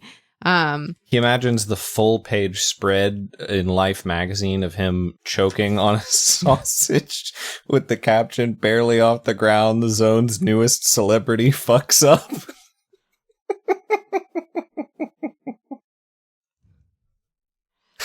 We've all been in situations where we imagine that caption under a photo of ourselves. He's still dressed as Rocketman, which like is not really an undercover fit to be going into this situation in. Like, why would you let this guy? His cover across story is the he's the border? entertainment. Yeah, isn't he here? Wait, He was going to be uses like that- a vaudeville. doesn't he use that for once he's like actually at the compound? He says that He starts Is here this because he also says where he sweeps his cape back with a wink, tips his helmet, and smiles. So Just 'cause he he's didn't in the wanna get take his up. outfit off. He wouldn't be able to do it if he wasn't Rocketman. Rocketman can pull this off. Tyrone But not Slothrop Slothrop / Ian Shuffling cannot. / Max. What's his name? Schleppzig. But it's Anyways, okay because he makes it across. obviously Chicherin's not so dumb as to take his boots and immediately arrest him. So he gets through okay. He then steals a boat because he has to go down the river. This is pretty funny. There were like a whole bunch of like sunbathers hanging out, and Slothrop was like pretty jealous of them. He was like, wouldn't it be nice just to lay on this shore and sunbathe? And I don't think he's just jealous of them. he wants to be them, but he also wants to be sleeping with them. He is jealous of the two that are like hooking up behind the tree. Yeah. And then he's like, well, I can't be you right now because I'm on a mission, but I can steal your boat. And that's what he does. Yeah. It's a good plan. He's rowing for a while, I'm realizing. It says he hauls till sundown. Till sundown. Yeah. He's got a long way to go. It was more rowing than I expected. Probably it's not than a he raging expected. river. It's, he's he'd just be sitting there otherwise. He eventually makes it to the American sector. Well, first he has to cross a big highway. Yeah, you're right. He has to cross the highway first. And before that, I just Can't want to believe I point skipped out that. here he is invisible, that sometime back on Midsummer Eve, between midnight and 1, fern seed fell in his shoes. He is the invisible youth, the armored changeling, Providence's little pal. Maybe now is when he's trying to embody Puck as best he can. Uh-huh. Yeah, there's several instances where he kind of gets spotted. Who played Puck in Midsummer Night's Dream? What? Who? Think about it. I was just thinking of the guy in Dead Poets Society. Oscar-winning adaptation, Midsummer Night's Dream, 1935. I just thought of this. I'll just spoil it for you. It's Mickey Rooney. What? No! Wow. What? Boom! What? Did it. I cracked the code. Midsummer 1935, you said? Yeah. This is like the version that We you have might so many movies to watch, y'all. this one I've seen. Did you not watch this in English class? I don't think so. It's good. Mickey Rooney's in it. He's always fun. You're just staring in disbelief. Wow. Wow. Oh. This indeed is a Midsummer Night's Dream. Indeed it is. Okay. This is all going to be a dream sequel. We've got so many dream references I'm here. I'm high right now. I feel like I've put the pieces You cracked together. the code. Is that brennschluss? Is that Yeah, the brennschluss? Is that the Brennschluss? brennschluss point? Oh my god. Maybe it is Ricky Rooney. Mickey Rooney. That's what I said. Oh, I thought you said Ricky Rooney. No, I said Mickey. I got kind of stumbled, but I said Mickey. Ricky Stanicki? Great film. Andrew, you can cut this from the pod, Patrick, but... I'm not cutting it. We just went to go see The Importance of Being Earnest, the Oscar Wilde play. A play that I have read many times.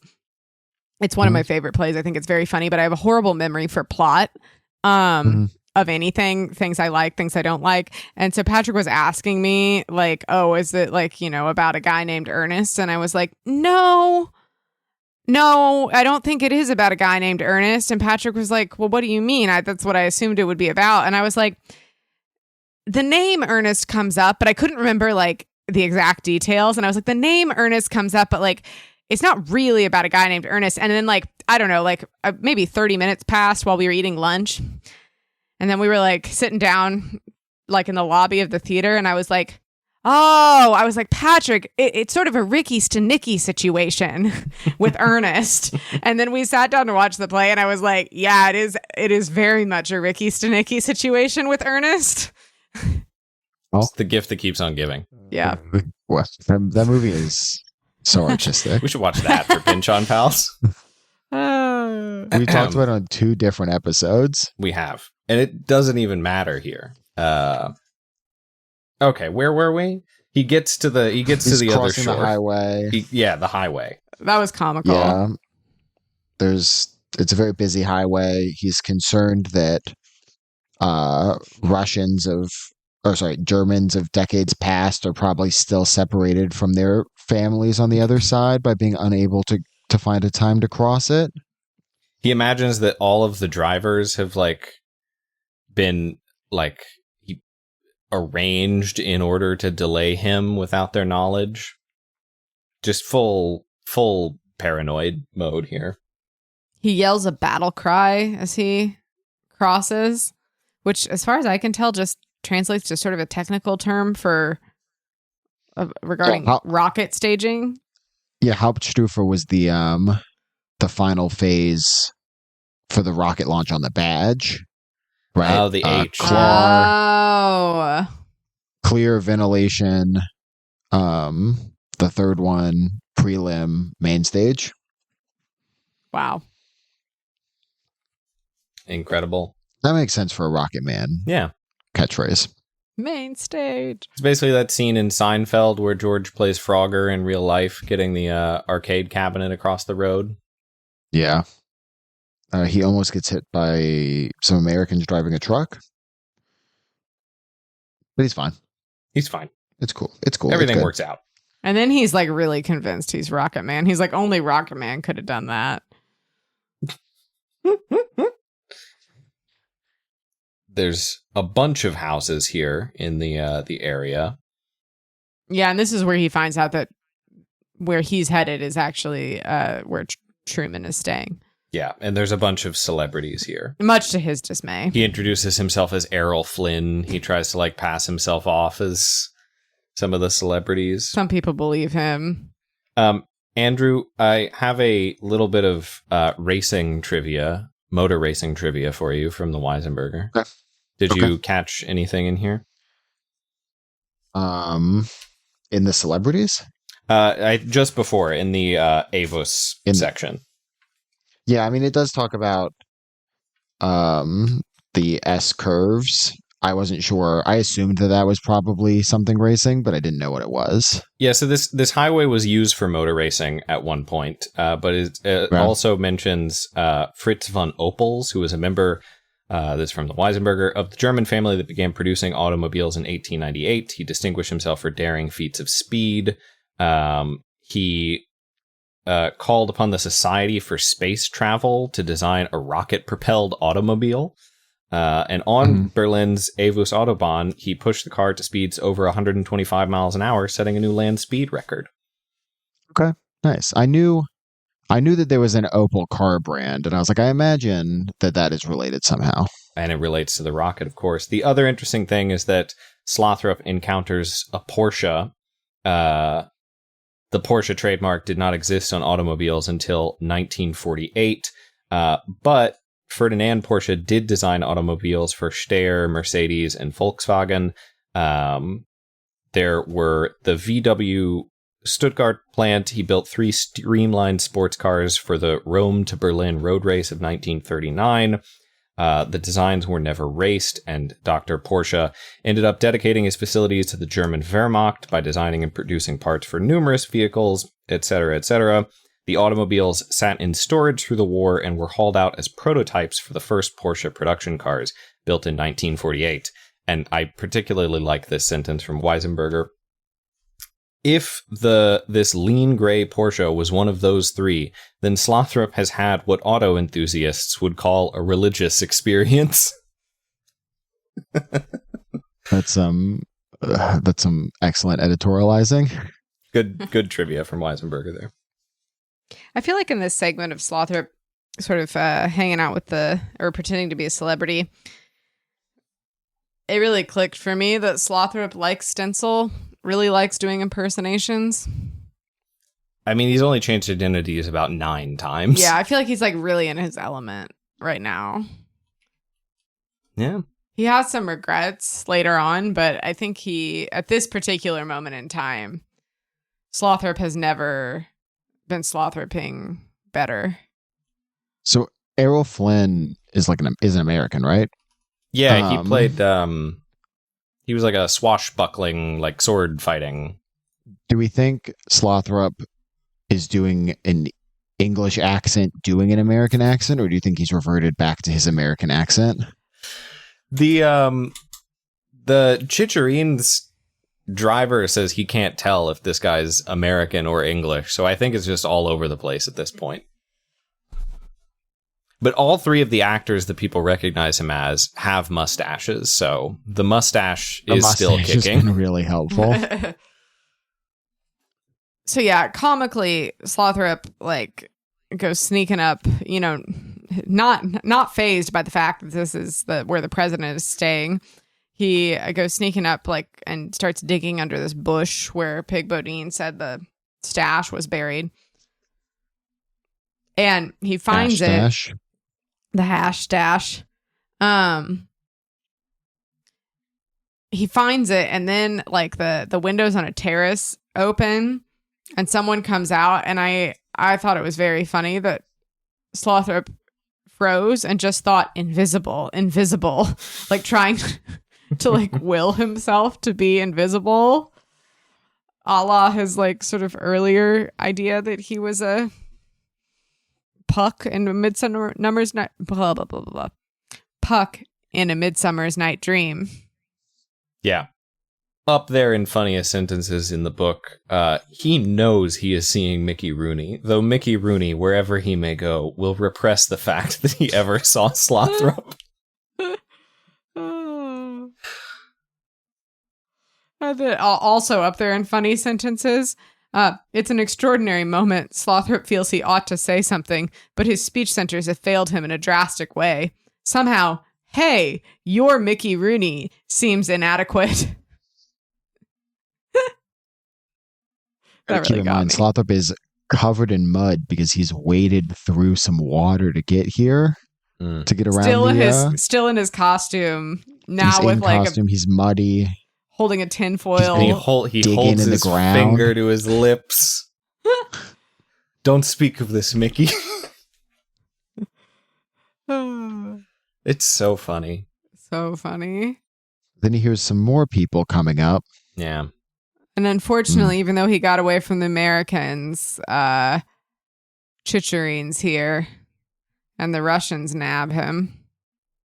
Yeah, I like that we get a different kind of description of Chicherin here. The broad, clean-shaven face, hair-combed, lion-like straight back, glimmering steel teeth, which clues us into who we're dealing with, although probably clear from context clues.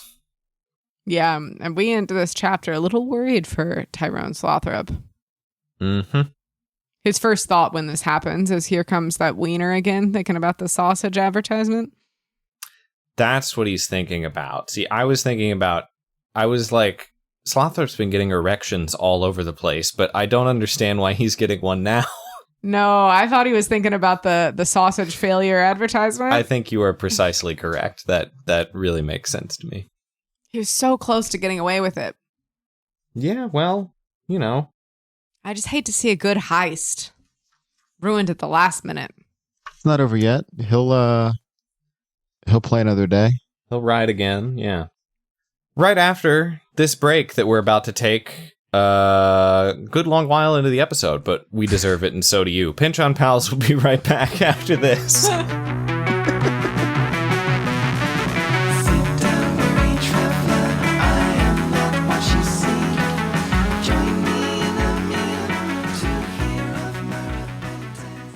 Welcome back. Here is a summary of Sequence 3.8. Hey, the Argentines are back. On the U-boat, we've got Graciela Imago Portales, a veteran of several radical political movements. El Ñato, a wannabe gaucho. Felipe, a young poet, and his girlfriend, Luz. Balaustegui, acting engineer and philosophical positivist. And their leader, our old pal Squalidazzi, who's recently made a deal with our other old pal Blodgett Waxwing, who's working with our other old pal Gerhard von Gerl, alias Der Springer.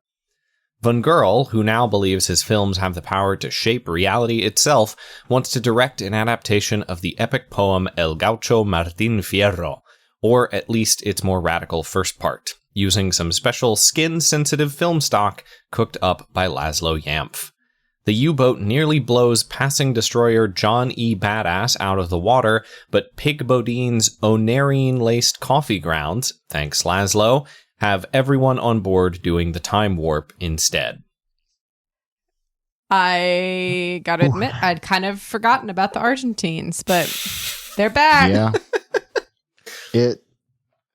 When this first sentence introducing Leopoldo Lugones, I was like, oh man, not new characters.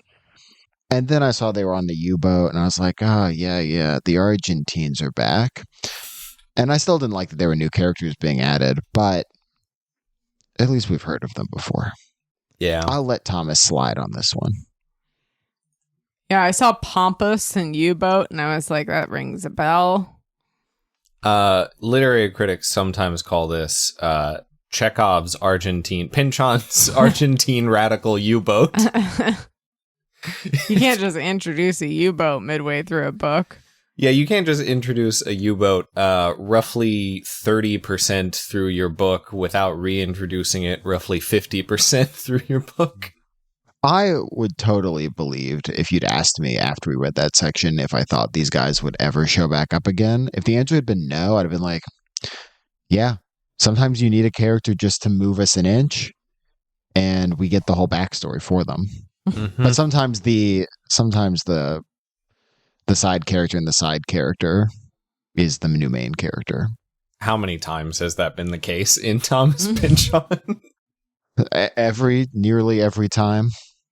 He keeps getting us with it is the problem. We keep falling. It's really Lucy holding the football every time, except it's like, here's a character, and I promise this character will be important and not the other character that you will encounter amidst the chapter focused on this character. And every time.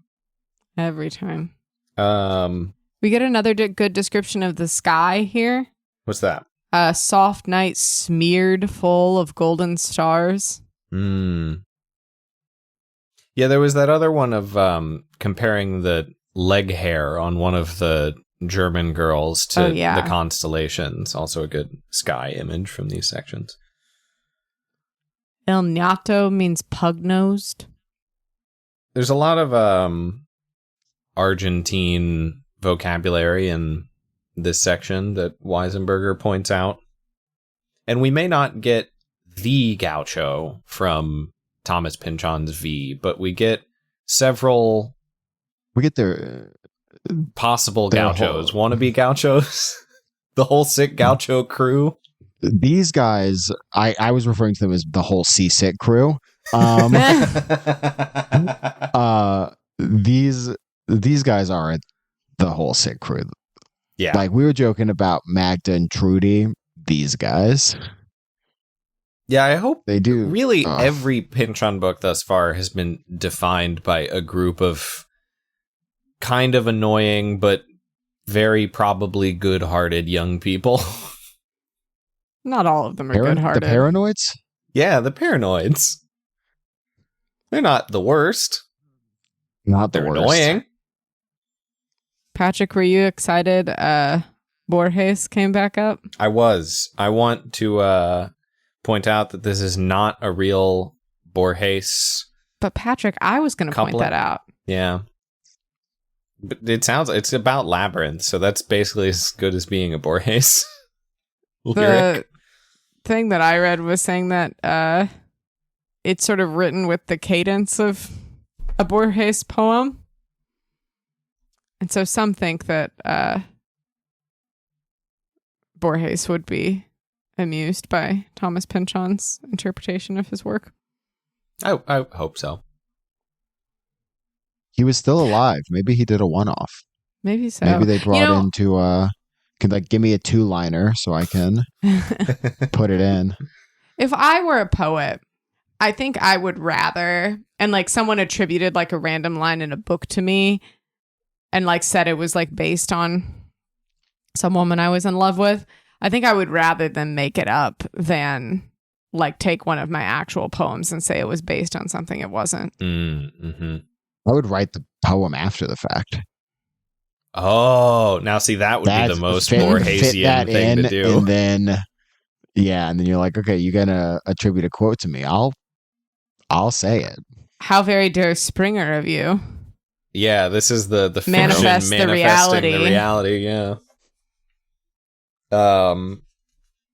Yeah, I've already my summary, I guess, already goes through most of who these people are. We do not get a ton of characterization for each of them, other than they're in, much like the whole sick crew, they're in various stages of sleeping with each other.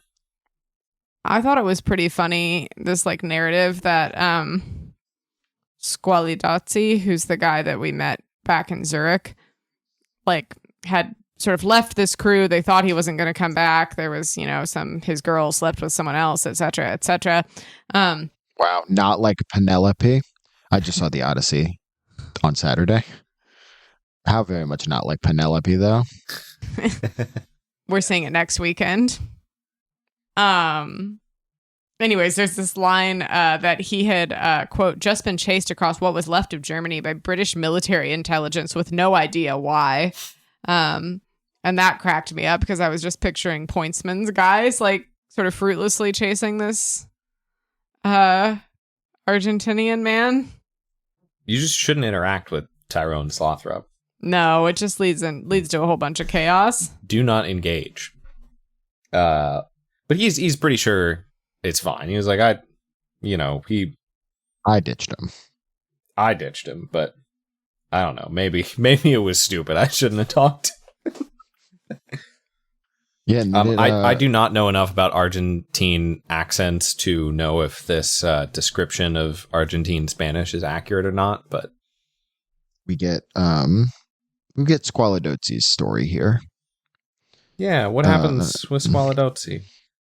So he's being chased by the Rolls Royce, so the pointsman guys, and he goes into a ad hoc movie theater, I guess. Yeah, in an old harmonica factory. Yeah, wow, harmonica factory. Anyway, he's hanging out watching the movie, and afterwards he meets our good friend Blodgett Waxwing. Yeah, they're all... It's a very funny sort of like slow build-up of like he looks around and we see all these guys in like glaring white suits.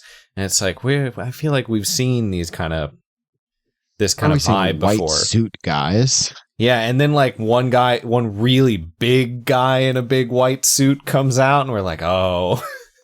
I know we've talked a lot about the cedar waxwing before in relation to Blodgett Waxwing.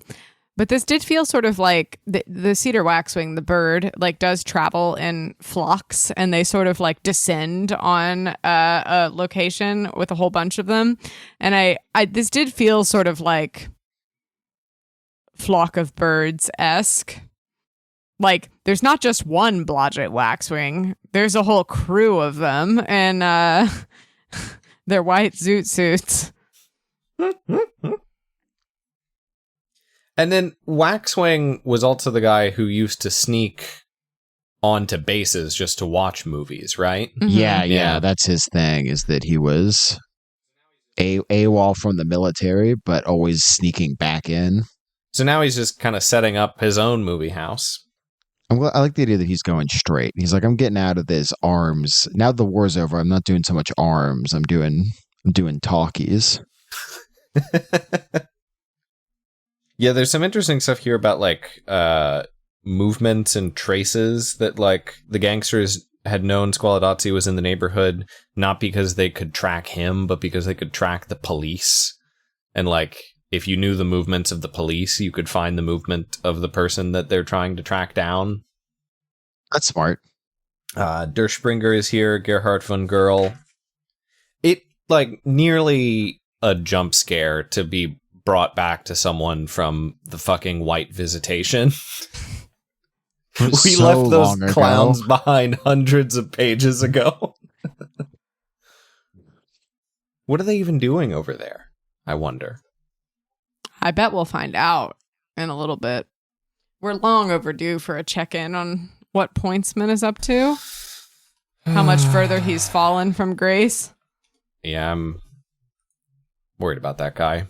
I'm not. He's a real piece of work. I'm worried for what that guy will do us. What is he going to do to us while we're not keeping an eye on him? Yeah, this Martin Fierro is a real book, a real poem.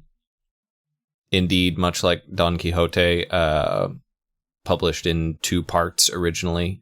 Wikipedia says that it is widely seen as the pinnacle of the genre of gauchesque poetry. Oh, yes. We get another sick burn. Oh, this burn was crazy. Really good.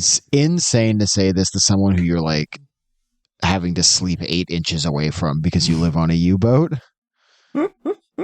Haven't you got a kiss for the gaucho Bakunin? You look more like Gaucho Marx. Not gonna be able to pay much attention to the radar, whatever your job is after that one. Sorry, Felipe. I like that not one, but two guys on this U-boat are unhealthily obsessed with pretending to be gauchos. I mean, and it seems that one might be a little better at it than the other, which is even sadder. Isn't every man in Thomas Pynchon a little obsessed with being either a cowboy or a gaucho? Yeah, you're not wrong. Yeah.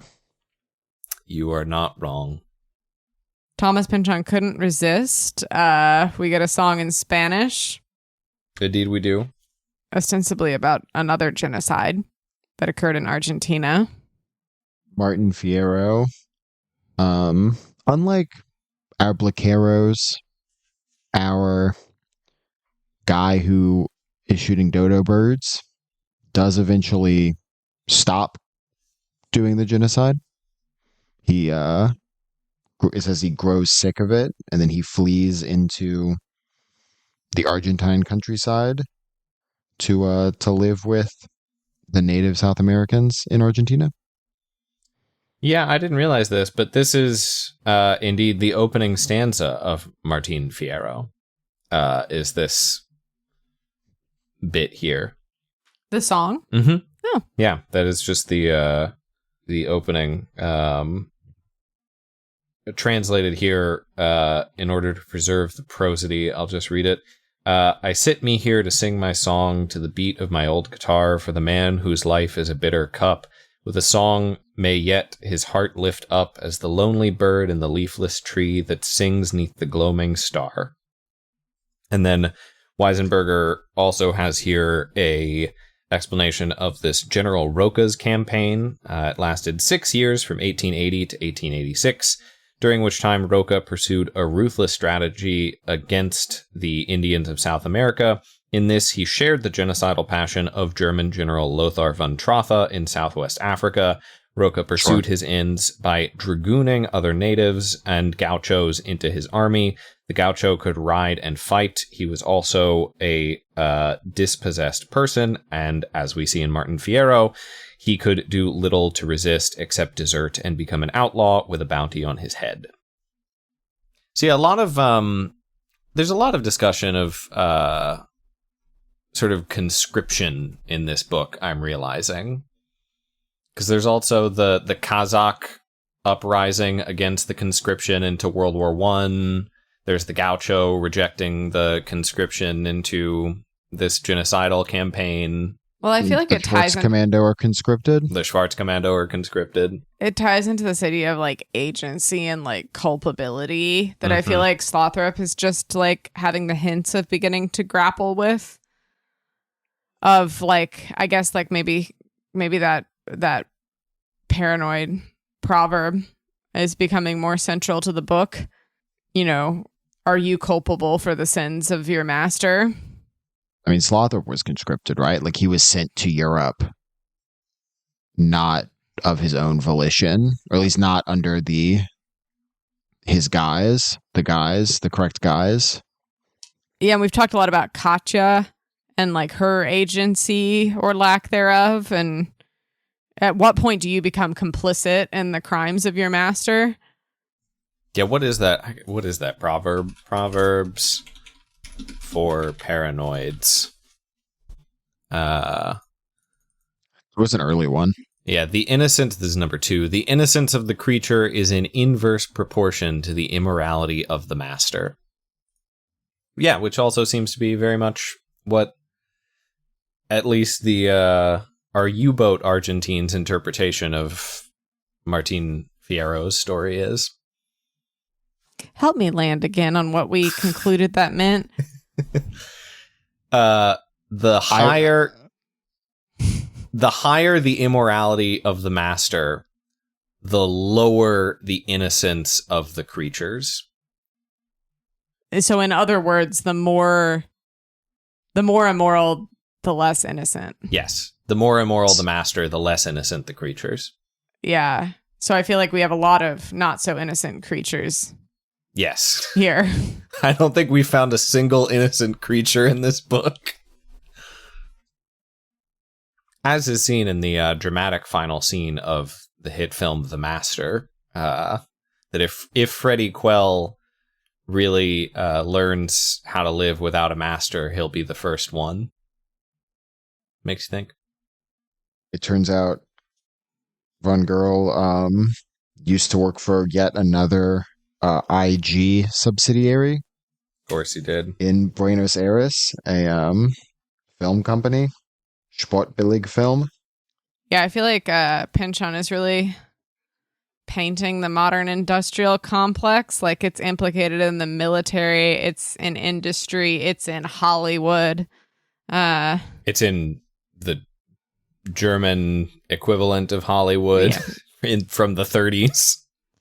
This is where we learn about Emulsion J, a treated film stock that can render human skin transparent to a depth of 0.5 millimeter, revealing the face just beneath the surface, which was extensively... it's like an X-ray. So it's an X-ray. I mean, it's only a millimeter, so... Yeah, X-ray in the, like, you can use these glasses to, like, see through things, not like you are being X-rayed. Yeah. Oh, really? I thought it was like the fate, like you're like, if I were to be injected with this, my face would turn transparent. Did I misinterpret that? I also thought that, but I think because it's talking about the film stock. I guess film stock makes it seem more like something you would like put over. I got you. That's like a little less body horror than I was thinking it was, but I guess it's still kind of creepy to like look through a set of glasses and like see the insides of everyone's faces. Yeah. Yeah, it talks about so the full sentence is saying that he gets a discount on this type of film, and especially on the Emulsion J film, because he works for an IG subsidiary. Yeah. And I guess because I guess it's like, I don't know, I've seen like an old explanation of special effects, how like, you know, they used to, there's like a scene in a silent movie, I think, where like a witch is revealed and like suddenly her skin turns like gross and like pockmarked and old. And the way they did it was by like painting her face with like a particular color of makeup, and then they removed a screen that was that same color from the front of the camera lens, and so then you could see the makeup once they removed the screen. And of course, in black and white, you couldn't tell what color it was. So I got that kind of vibe. Interesting. Yeah, I like wonder what the kind of like metaphorical implication of that is. Like you're seeing kind of behind the mask, or like the first layer of the epidermis. Like, yeah, the idea that you'd like see through someone, but not fully through them, just through the very outermost layer. Well, presumably this has something to do with like skin color and melanin, since that's come up a bunch of times as well. Yeah, I was wondering that as well. Like, what does it do to like race? I'm trying to see how deep the melanocytes are in skin cells. It's located in the bottom layer of the epidermis. But I don't know how deep is the epidermis. I think your epidermis is probably more than 0.5 millimeter, but that's a guess. The thickness of the epidermis varies from 31. What's the little U? Micro, yeah. 31 micrometers for the penis to 596 micrometers for the sole of the foot. So those are the two extremes of skin thickness. So just under 500. Yeah, 0.5 millimeter. Yeah, would be 500 micrometers. Yeah. Yeah, so okay. This goes under the epidermis. You can go fully under the epidermis then. Yeah, it goes fully under the epidermis. Interesting. This was used in Altduchen, or Nightmare, which will come up soon enough. Mm-hmm.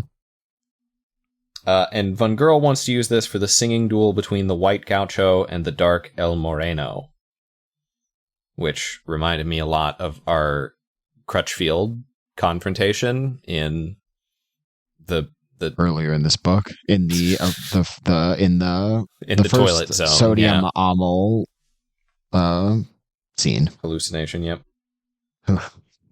Oof. Von Girl wants to reconstruct Gondwana land when Argentina and Southwest Africa were part of the same landmass. Lot going on here. And the plan is to get everyone to Lüneburg Heath, which is where Von Girl wants to film. But then there's a torpedo. Yeah, so they're on the U-boat, and the sonar man sees an incoming torpedo from the Johnny Badass. A number of years ago, Patrick and I watched the film Das Boot. Okay, sure. When we went to go see the U-boat at the Museum of Science and Industry in Chicago. Yes. Highly recommended exhibit. And it really does paint an immersive picture of how horrifying it would be to be in a U-boat that's about to be torpedoed. I was taken back there. That's all I have to say. They initially see a stuff on their sonar screen indicating a torpedo is on the way. And in retaliation, they shoot off their own torpedo. I think that's right. I couldn't tell Johnny Badass. I couldn't tell if the Johnny Badass fired first or if they were just preemptively firing at the John E. Badass. Because I agree. I also was. I'm totally not sure. I rewrote that sentence like 3 times. They initially start yelling about an eel, which I guess is slang for torpedo. That makes sense. And then they see the Johnny Badass on the screen. I liked, it is just precisamente a seagoing Tower of Babel here. With everyone's different slangs from all their different languages. And German, which none of them speak. But there's also El Ñato, who's using like a lot of like Argentinian slang that even the Argentinians don't really know what it means. Yep. But yeah, so he's yelling for the torpedo. Then a torpedo shows up on the John E. Badass radar that Spiros sees. It means a hostile torpedo on the way. And then or at least, well, that's what him yelling it means. I guess he might not have seen it yet. Yeah. The sonar man is yelling as if a torpedo is on the way. Which causes the coffee to spill on the Johnny Badass. Mm-hmm. As they go into an evasion pattern that was already obsolete during the Coolidge administration. I'm not sure that the Johnny Badass is the ship you want to be on anyways. No. And then it says Der Aal's Pale Tunnel of Wake is set to intersect the Badass's desperate sea squirm about midships. So that's, as far as I can tell here, there's only one torpedo that has been fired. Is that right? Yeah, I think so. Unless the Johnny Badass that says Smile U-boat is them firing a torpedo, which I thought it might be. Some number of torpedoes have been fired. But none of them get hit. And the coffee has been spiked with drugs. Yeah, so the by playful seaman Bodine has spiked the coffee with onerine, which is a drug that has a side effect of time dilation. And so while the two vessels are in fact on a collision course, they're not in time going to hit each other. They just are both on paths that at some point have overlapped. So no one gets injured. That feels very physics. But yeah, it's this like collapse of subjective time dilation, but also like what we learn is what what Belau Stegui fired his torpedo at was a dark rust old derelict, carried passively by currents and wind, but bringing to the night something of the skull. So, like, it's almost like there's a ghost ship of the ship that they thought they were firing at. Meanwhile, the torpedo that is seen on the radar screen becomes a corpse, dark in color, perhaps a North African, which the crew on the destroyer's aft 3-inch gun mount spent half an hour blowing to pieces. So it's like very nearly the things themselves seem to transform subjectively. It's really interesting. Like, the time is dilated and, like, it's given, time travel vibes a little bit. Yeah, seemingly not just for the people on the Johnny Badass. History flattens. Yeah. Yeah, because it says it spooks even stronger positivists like Belau Stegui. Everybody thinks this is weird, what just happened here, but Pig's to blame. We even get Pig's little laugh here where he says, hey, hey. And then we get like a shift in the writing that I kind of wanted to unpack with both of you. The last paragraph of this section. It's a lot. It's like referring to you.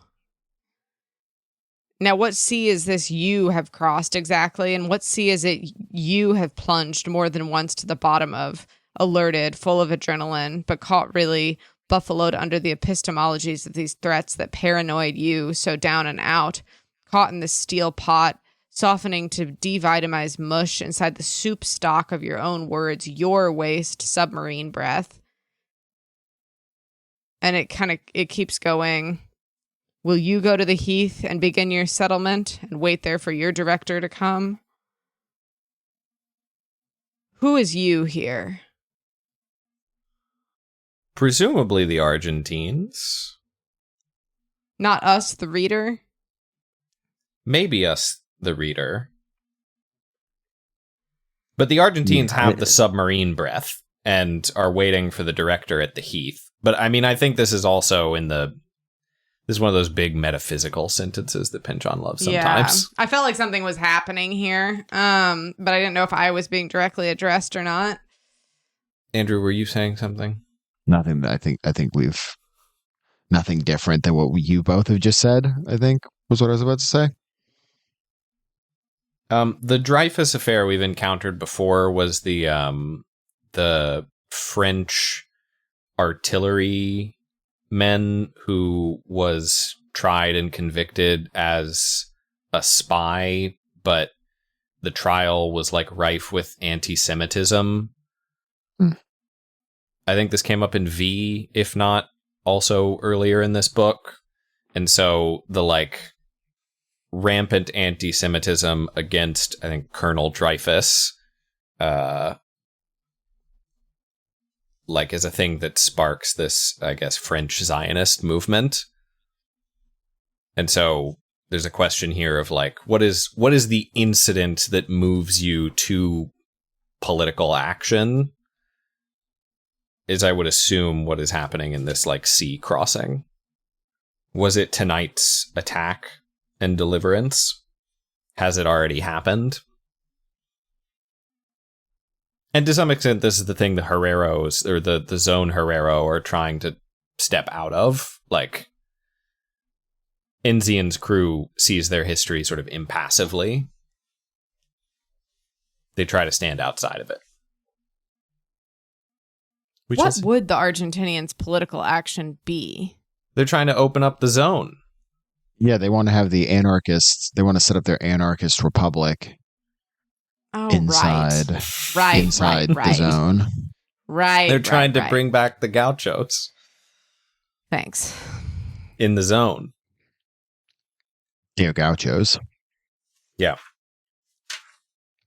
This also reminds me, I'm realizing, of the Peter Penguin story in Crying of Lot 49 about the two ships that pass each other in the Civil War, the like Russian and American ships that both of them recall that the other fled. Does it also remind you?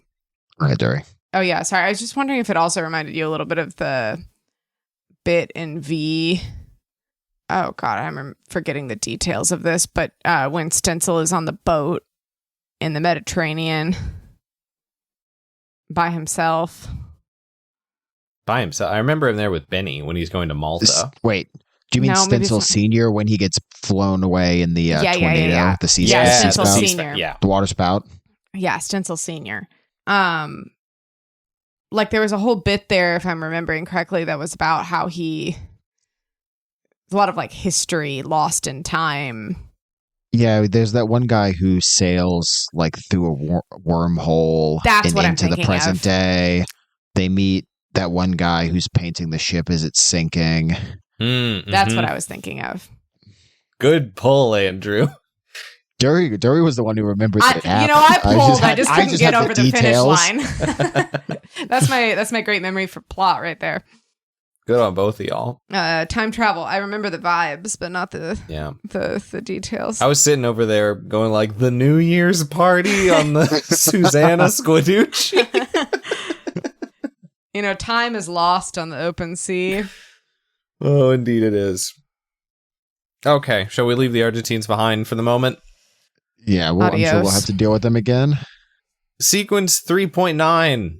Chicharine is smoking a sensible amount of Rocketman's hash with his sidekick/driver, Jabiev. He thinks he and Slothrop could actually get along. But his interrogation of the man leaves him more confused than anything. Slothrop keeps inventing new nouns to affix Schwarz to. The man is obsessed with blackness. Moreover, he seems to work for no one at this point, driven purely by his own fascination with the rocket.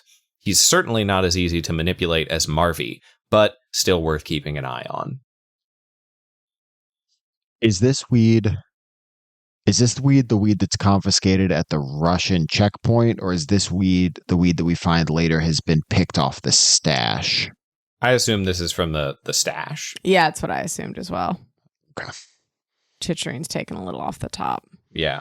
But not too much. Because this is like a big bundle of like concentrated hashish, I guess. It's from the same stat. Like this is all the weed is like it's from the same set of weed, right? Like the stuff that he was given from Pig is like from the same group that Pig also buried.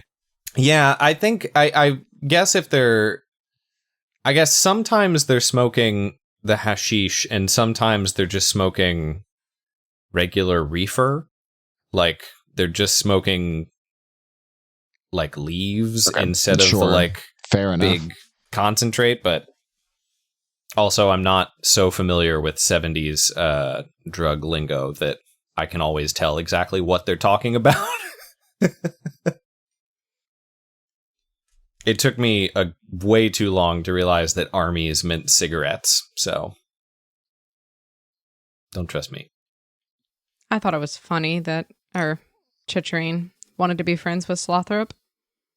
Didn't we talk about that? We were like, they're kind of... Yeah, they both got ladies all over the place. Mm-hmm. Like, he's been wearing his boots. Like, they're kind of their mirror image. Yeah, I liked the line, he feels that in any normal period of history, they could easily be friends. Any other period in the entire history of humanity, but this point and other abnormal points. What was this little bit about Chicharine being the wolf?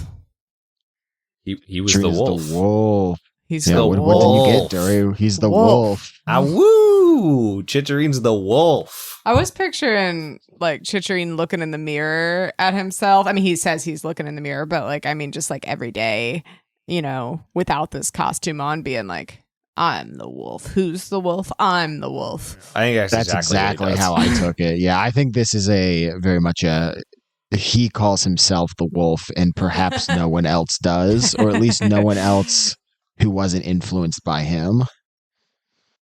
Is this like Peter and the Wolf?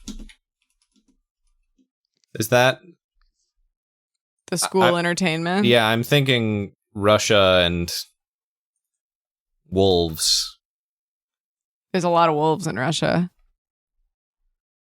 I'm trying to figure out where, like, Peter and the Wolf... I guess the Prokofiev... I don't think they'd be doing an opera in the Well, no, grade that was school. in 1936, but, like, I'm trying to figure out if Peter and the Wolf is, like, an older folk tale that they might have been doing, but regardless. There's lots of wolves in fairy tales, I guess.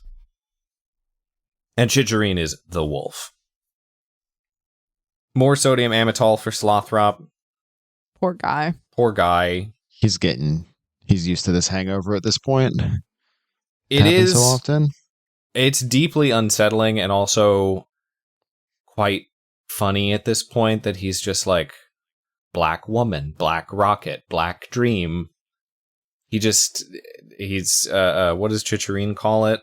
The German mania for name giving. What's that and this a plunge into the nuclear blackness?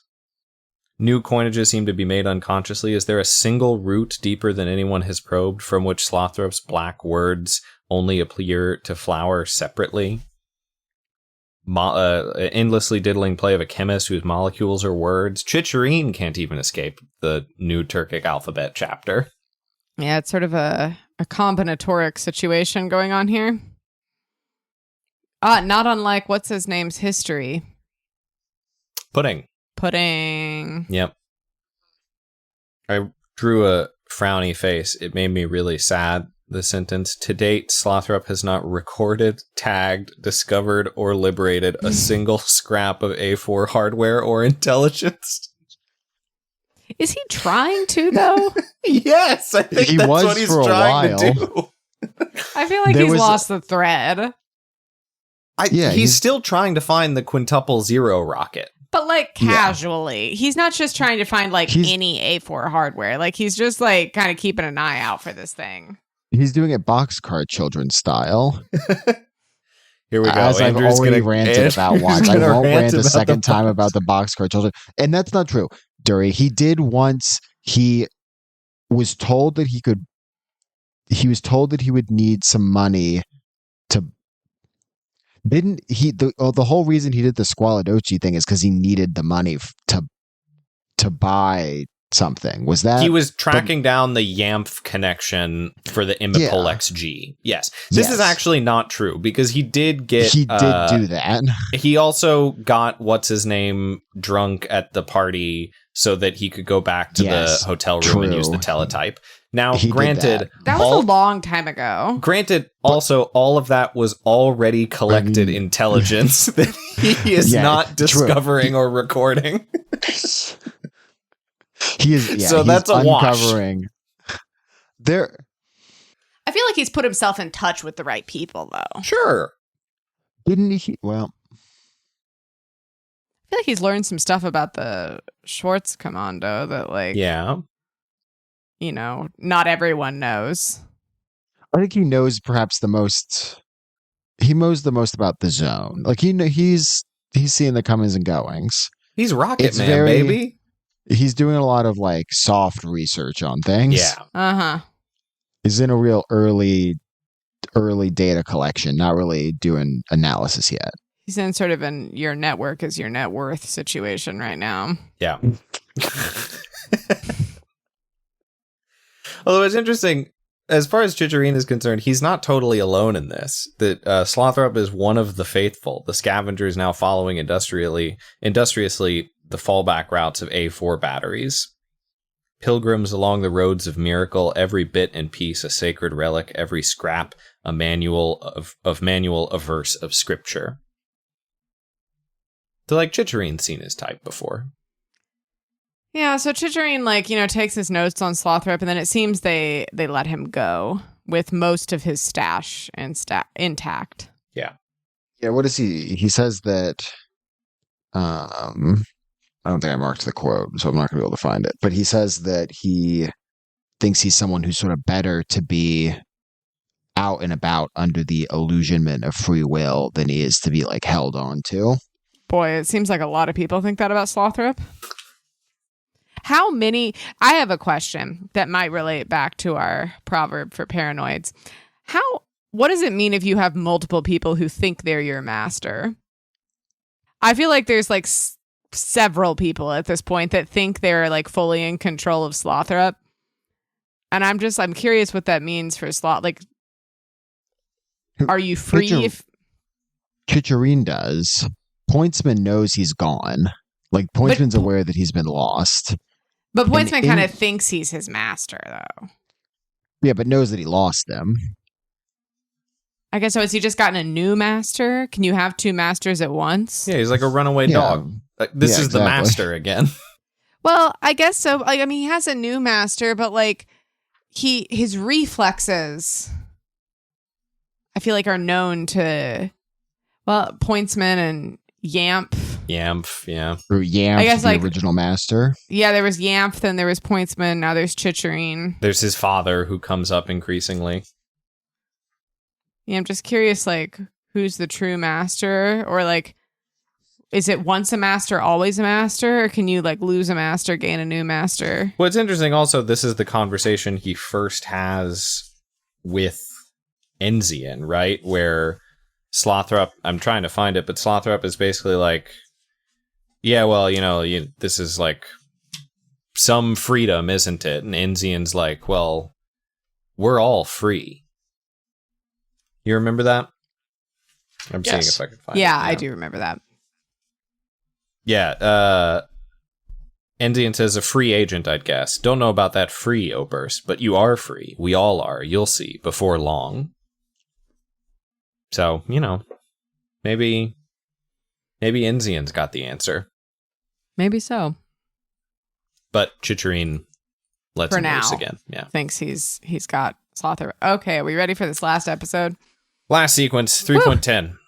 Slothrop wakes with a sodium amytal hangover and a slightly lighter bag of hashish. He's in an abandoned movie studio filled with sets. He encounters Margarita Erdmann, an actress who earlier chapters have foreshadowed will be the Lysaura to Slothrop's Tannhauser, a lover he will abandon on account of underground Venus. She's looking for her daughter Bianca, and used to act here under the direction of Von Gerl himself in a variety of more or less pornographic horror movies. In fact, here's the set now of her starring role in Albtrucken, or Nightmare, opposite the masochistic Grand Inquisitor played by Max Schlepzig, whose identification she confirms Slothrop is carrying. This paranoid meet-cute leads to some props department torture play and narratorial meditations on pain, fetishes, points, convergences, and singularities. Patrick, I'm going to put you on the spot here. Yeah. You are a media scholar. What is Pynchon saying about movies? I'm not sure. I think we got to see. Let me answer this question. A lot. A lot. I just feel, I don't know. I feel like between there's a lot of movies that are coming up in this book. There's like movies that are being produced in this book. There's the Gaucho movie. There's the Schwartz Command movie. There's this movie.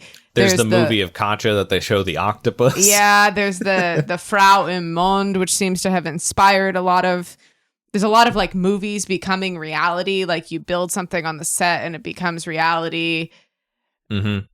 Lights, shadows, camera, skin color. Yeah. Yeah, like refraction. Yeah. I feel like there's something there, but I'm not sure what it is yet. I mean, there's plenty of Pynchon scholarship that I think dives into the cinematic dovetails with some of this stuff. But it's also clear that Pynchon seems to be in this book very interested in 1930s German cinema and 40s German cinema, I guess. Yeah, but I feel like there's something like broader being said about like how movies. I think there's a lot being said in this book about like fictionality itself and like stories and fiction and the ways that they like it's the cause and effect stuff again of like fiction having an effect instead of being caused by reality. Yeah, like it's not just like words aren't neutral. The fiction isn't neutral. It's actually like creating things in the world. Or like, yeah. Yeah. Yeah. I might have more to say on that in the next. I don't think we're leaving some of this stuff behind because it seems like these characters will be Von Girl and Erdmann seem like they might be sticking with us. Mm-hmm. Yeah, there's a lot of like writing things into being, sort of, or filming things into being. Scripture, the word. Play acting, and then the play acting becomes reality. So yeah, Slothrop's walking through some expressionist canvas flats, movie sets. He's like getting tripped out by the perspectives kind of being painted on in these stark black and white shadows. I thought it was interesting that like we've seen so much of Thomas Pynchon hating the sun, and now Slothrop is like getting freaked out by how the sun highlights on these set pieces are fake, and he can't find the actual sources of light. Kind of ghostly and out of the dark, Margarita appears. I briefly got excited because there was a woman in a costume, and I thought it might be Katya again. Alas. Well, Slothrop makes that association soon enough. But no, this is the actress who I'm actually not totally sure how old Margarita is supposed to be, but given that she was like a prominent actress in the 30s, she's probably like older for an actress of the time. Mid 30s, right? Yeah, like 30s, 40s.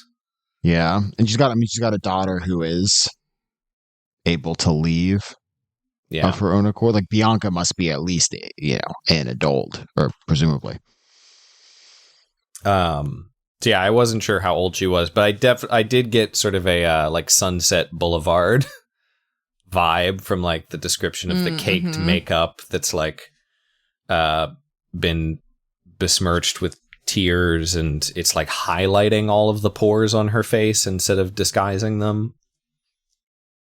She describes these horror movies that Von Girl directed her in. I thought it was kind of funny that she says that when I wasn't running, I was usually strapped or chained to something. Gives you a sense of the kind of pictures they're making here. Mm-hmm. There's a good section without going back and forth with, I guess, the Nazi bigwigs about what you could or could not call their movie. They wanted to name it Das Wüten Reich, and they were not into the use of the word Reich, and were negotiating back and forth. And they ended up scrapping the project, I guess, and making a different movie instead. Yeah, this is about Ludwig II, who I only know from the board game Mad King Ludwig. About this guy. Yeah, the Reich was not into the idea of the Mad King movie. So instead, he started a movie called Good Society that Goebbels was just so into.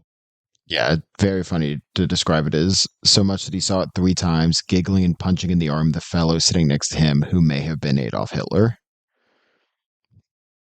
Which is basically how the talking heads in the V2 documentary, all of the Nazi scientists describe their interactions with Nazi brass. We're in a very you should have seen Hitler. We had him.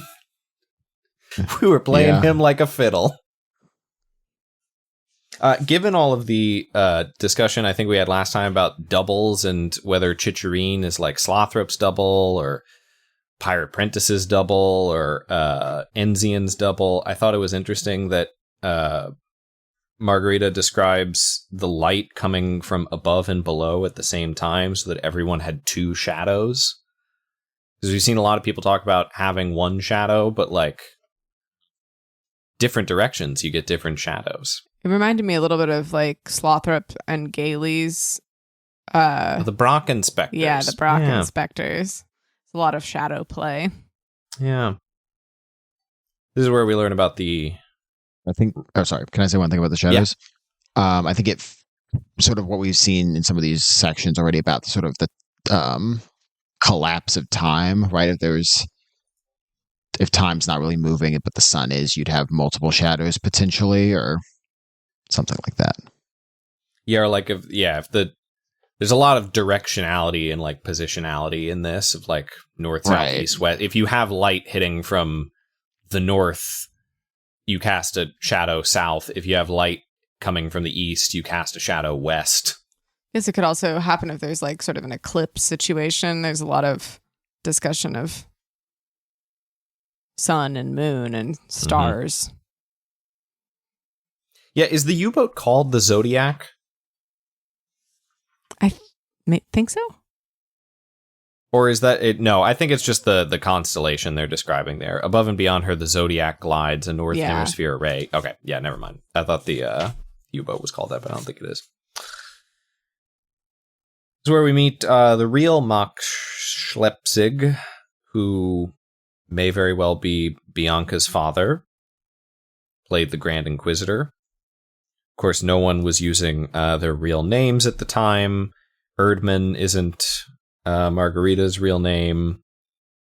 Max had a very Jewish name. Something ski. Well, and Slothrop tries to sort of calm her because she's like, oh, I knew he must be dead. He disappeared. And Slothrop's like, no. Like, this is just a random alias I have. Like, it's probably just a coincidence. And she says random, another fairy tale word, which reminded me a bit of Roger Mexico. Mm-hmm. And then she confirms that it's Max's signature and he is in fact dead. Yeah, this paranoid meets paranoid crossing of solipsisms. Two patterns create a third. Moire, a new world of flowing shadows, interferences. Which also takes, speaking of Roger Mexico, that's the thing that was happening when like he and Pointsman were walking on the beach, I think. Like interference patterns in the barbed wire. You start to get kind of like I feel like things start to glitch. Yeah. When you have two people who are paranoid and like maybe are operating on different conspiracy theories of the world. Either that or they like reinforce each other's conspiracies. It's kind of both at the same time. If like as they're moving, sometimes the patterns sometimes they line up, sometimes they don't. The wavelength, yeah. And this is where I guess she asks if they want to make use of some of these props and torture tables. And Slothrop agrees. But he's like he's kind of a different Slothrop here. This is he even sort of admits to himself for the first time that he is feeling differently about these things. This is Max Schlepzig, not vanilla old Tyrone Slothrop. Yeah. Yeah, somebody has already educated him something that dreams Prussian and wintering among their meadows in whatever cursive lash marks wait across the flesh of their sky so bleak, so incapable of any sheltering, wait to be summoned. No, he still says there, but he knows better. His meadows now, his sky, his own cruelty. Yeah, that was the callback I was thinking of to this idea of Slothrop, like, reckoning with his own culpability a little bit and finally, like, kind of taking ownership. Mm-hmm. Do we think that somebody is Katya in this implication? Or further back? Yeah. I originally took it to mean Katya, but then now that he's talking about they, it makes me wonder if it's like something back to like Laszlo Yamp and his conditioning. Yeah, it's the Yamp conditioning. I mean, that would explain, I guess, sort of like the Prussian skies that he is now. I mean, this is also him sort of being kind of coming into his own in the zone. Like the zone skies are his skies now. He has refused several times, like Peter denying Christ, he has refused to go crawling back to the Americans. This is where he lives now, in the sort of torture castle. And then there's kind of a pornographic torture scene. Mm-hmm. And that's the end of the episode. Yeah. We've talked a lot about Thomas Pynchon really showing off with how many different words for ladies' undergarments he knows about. different slips and peignoirs, etc., etc. And now he makes, this is a whole theory about it. Like, if you really pay attention to underwear, a whole cosmology starts to emerge for you.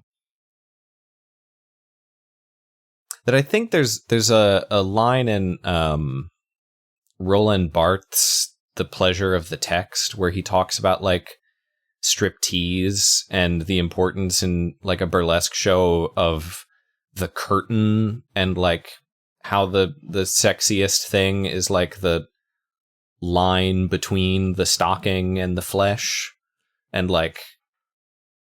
Is that the brennschluss point? That might be the brennschluss point, yeah. I think that's Slothrop's brennschluss point. Is this Slothrop's brennschluss point? I mean, I think they're talking about nodes and cusps and points of oscillation. Sounds a bit like Sounds a bit like a brennschluss point on a parabola to me. Sort of. I guess the brennschluss point comes before the top of the parabola, but I don't think it does in this book, actually. Yeah. I think Don't worry about that. Don't worry about that. This book, it's at the top. The brennschluss point is a vibe. Yeah. Maybe not a vibe you want to achieve in your life, but it's something. Yeah, I guess that's the point at the top of the rocket. Mm-hmm. The edges of steel razors. It's like the turning point. Do all these points imply, like, the rocket's in annihilation? Mm-hmm. What is that detonating in the sky above the cathedral, beneath the edge of the razor, under the rose? There's a callback to Pynchon's early story, Under the Rose. Is that a short story of his? I think that's the one that that chapter in V is based on. That's the Egypt. Oh, really? Yeah, it's called Under the Rose, which is the meaning of, like, sub rosa, meaning secret, I guess. Yeah. He's sort of trying not to rip her stockings, but does. And in a really very bleak, sad ending to this sequence, just as Slothrop's about to come, the name of her child, strained through her perfect teeth, a clear extrusion of pain that is not in play, she cries, Bianca. Which that is very Kacha coded, the, like, where play stops being play, you, like, leave the game, you step out of the play, and there is real pain. I feel like that's basically how we were introduced to her character. Well, that is a sad note to end the pod on. Yeah, I mean, if you glance down on the lines, I think we've got we're going into something for this next episode. Perhaps the Weimar Republic again. Or the end of the Weimar Republic, as the case may be.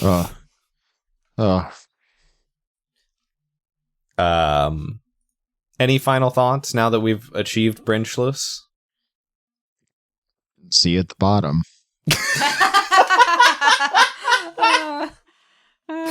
It's all downhill from here. I'm worried it might be, though.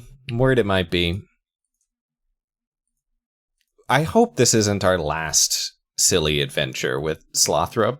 I don't think There's it will be. no way. There's no way. In the next 400 pages, nothing else silly happens. Not a single other silly thing.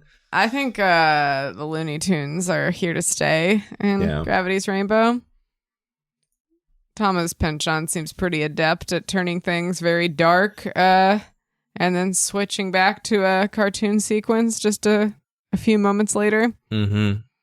I see why you might wait, like, nearly 20 years to write another book after this. You're just like, y'all... This is, I've marathon. Yeah, I think you could take a break. You don't need to hear from me for a while. Don't wait up. Yeah, I think that about does it, unless y'all have anything else to say on these chapters. Listener, if you have anything else to say, of course, you can get in touch at pynchonpals@gmail.com or a comment on Spotify or wherever you're listening. Thank you for listening to Pynchon Pals. Thank you to Andrew Tillett. Thank you. And to Duri Long. Thank you for joining me. If you like what we're doing here, we'd love it if you left us a review on Apple Podcasts or your podcatcher of choice. Our next episode, we'll be reading the very next sequence, which is, 3.11, I think? Yes, 3.11. So. And just that. That's the only thing we're reading. So let's hope it's a good one. Sure it will be. Thomas Pynchon normally knows why to make a chapter long. I feel like the chapters I remember best from V, Mondoggin's story, She Hangs on the Western Wall. How could you forget them? So we'll see what we get here. To support the work we do here, you can head to patreon.com/pynchonpals. Our theme music is Horology by the inimitable King Gizzard and the Lizard Wizard, released under a Creative Commons Attribution No Derivatives license on the album Polygondwanaland. That's right, Gondwanaland. Pynchon Pals is produced and edited by me, Patrick Fiorilli. You can find more of my work alongside my newsletter, Critical Theory Craft, at my website, www.patf.io.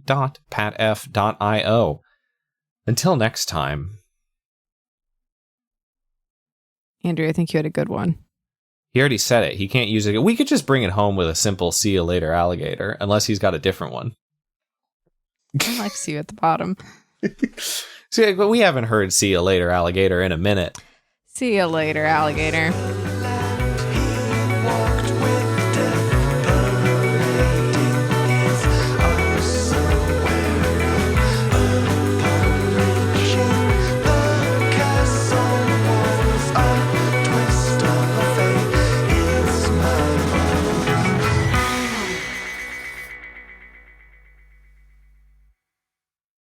The people who haven't read V don't get that either. I know, but that's them. Hey, if you haven't read V, "See You Later, Alligator" is a clever reference to the Pynchon novel V. Thanks, Patrick. They're also not going to understand why every episode is in which blank, blank, blank, blank. You know, I think something you got to know about the Pynchon Pals is that we're moving in chronological order. That is something. And we started with V. Damn it, you should too. My book just gave up 30 of the pages that we read, just came unglued from the spine. We're good. No. Damn, Andrew. What's happening to your gravity's rainbow? It's the brennschluss point. It's literally just the section that we read has fallen out. That's okay. I think that's an indicator. They are trying to tell you something, Andrew. They are trying to stop us. We won't be stopped.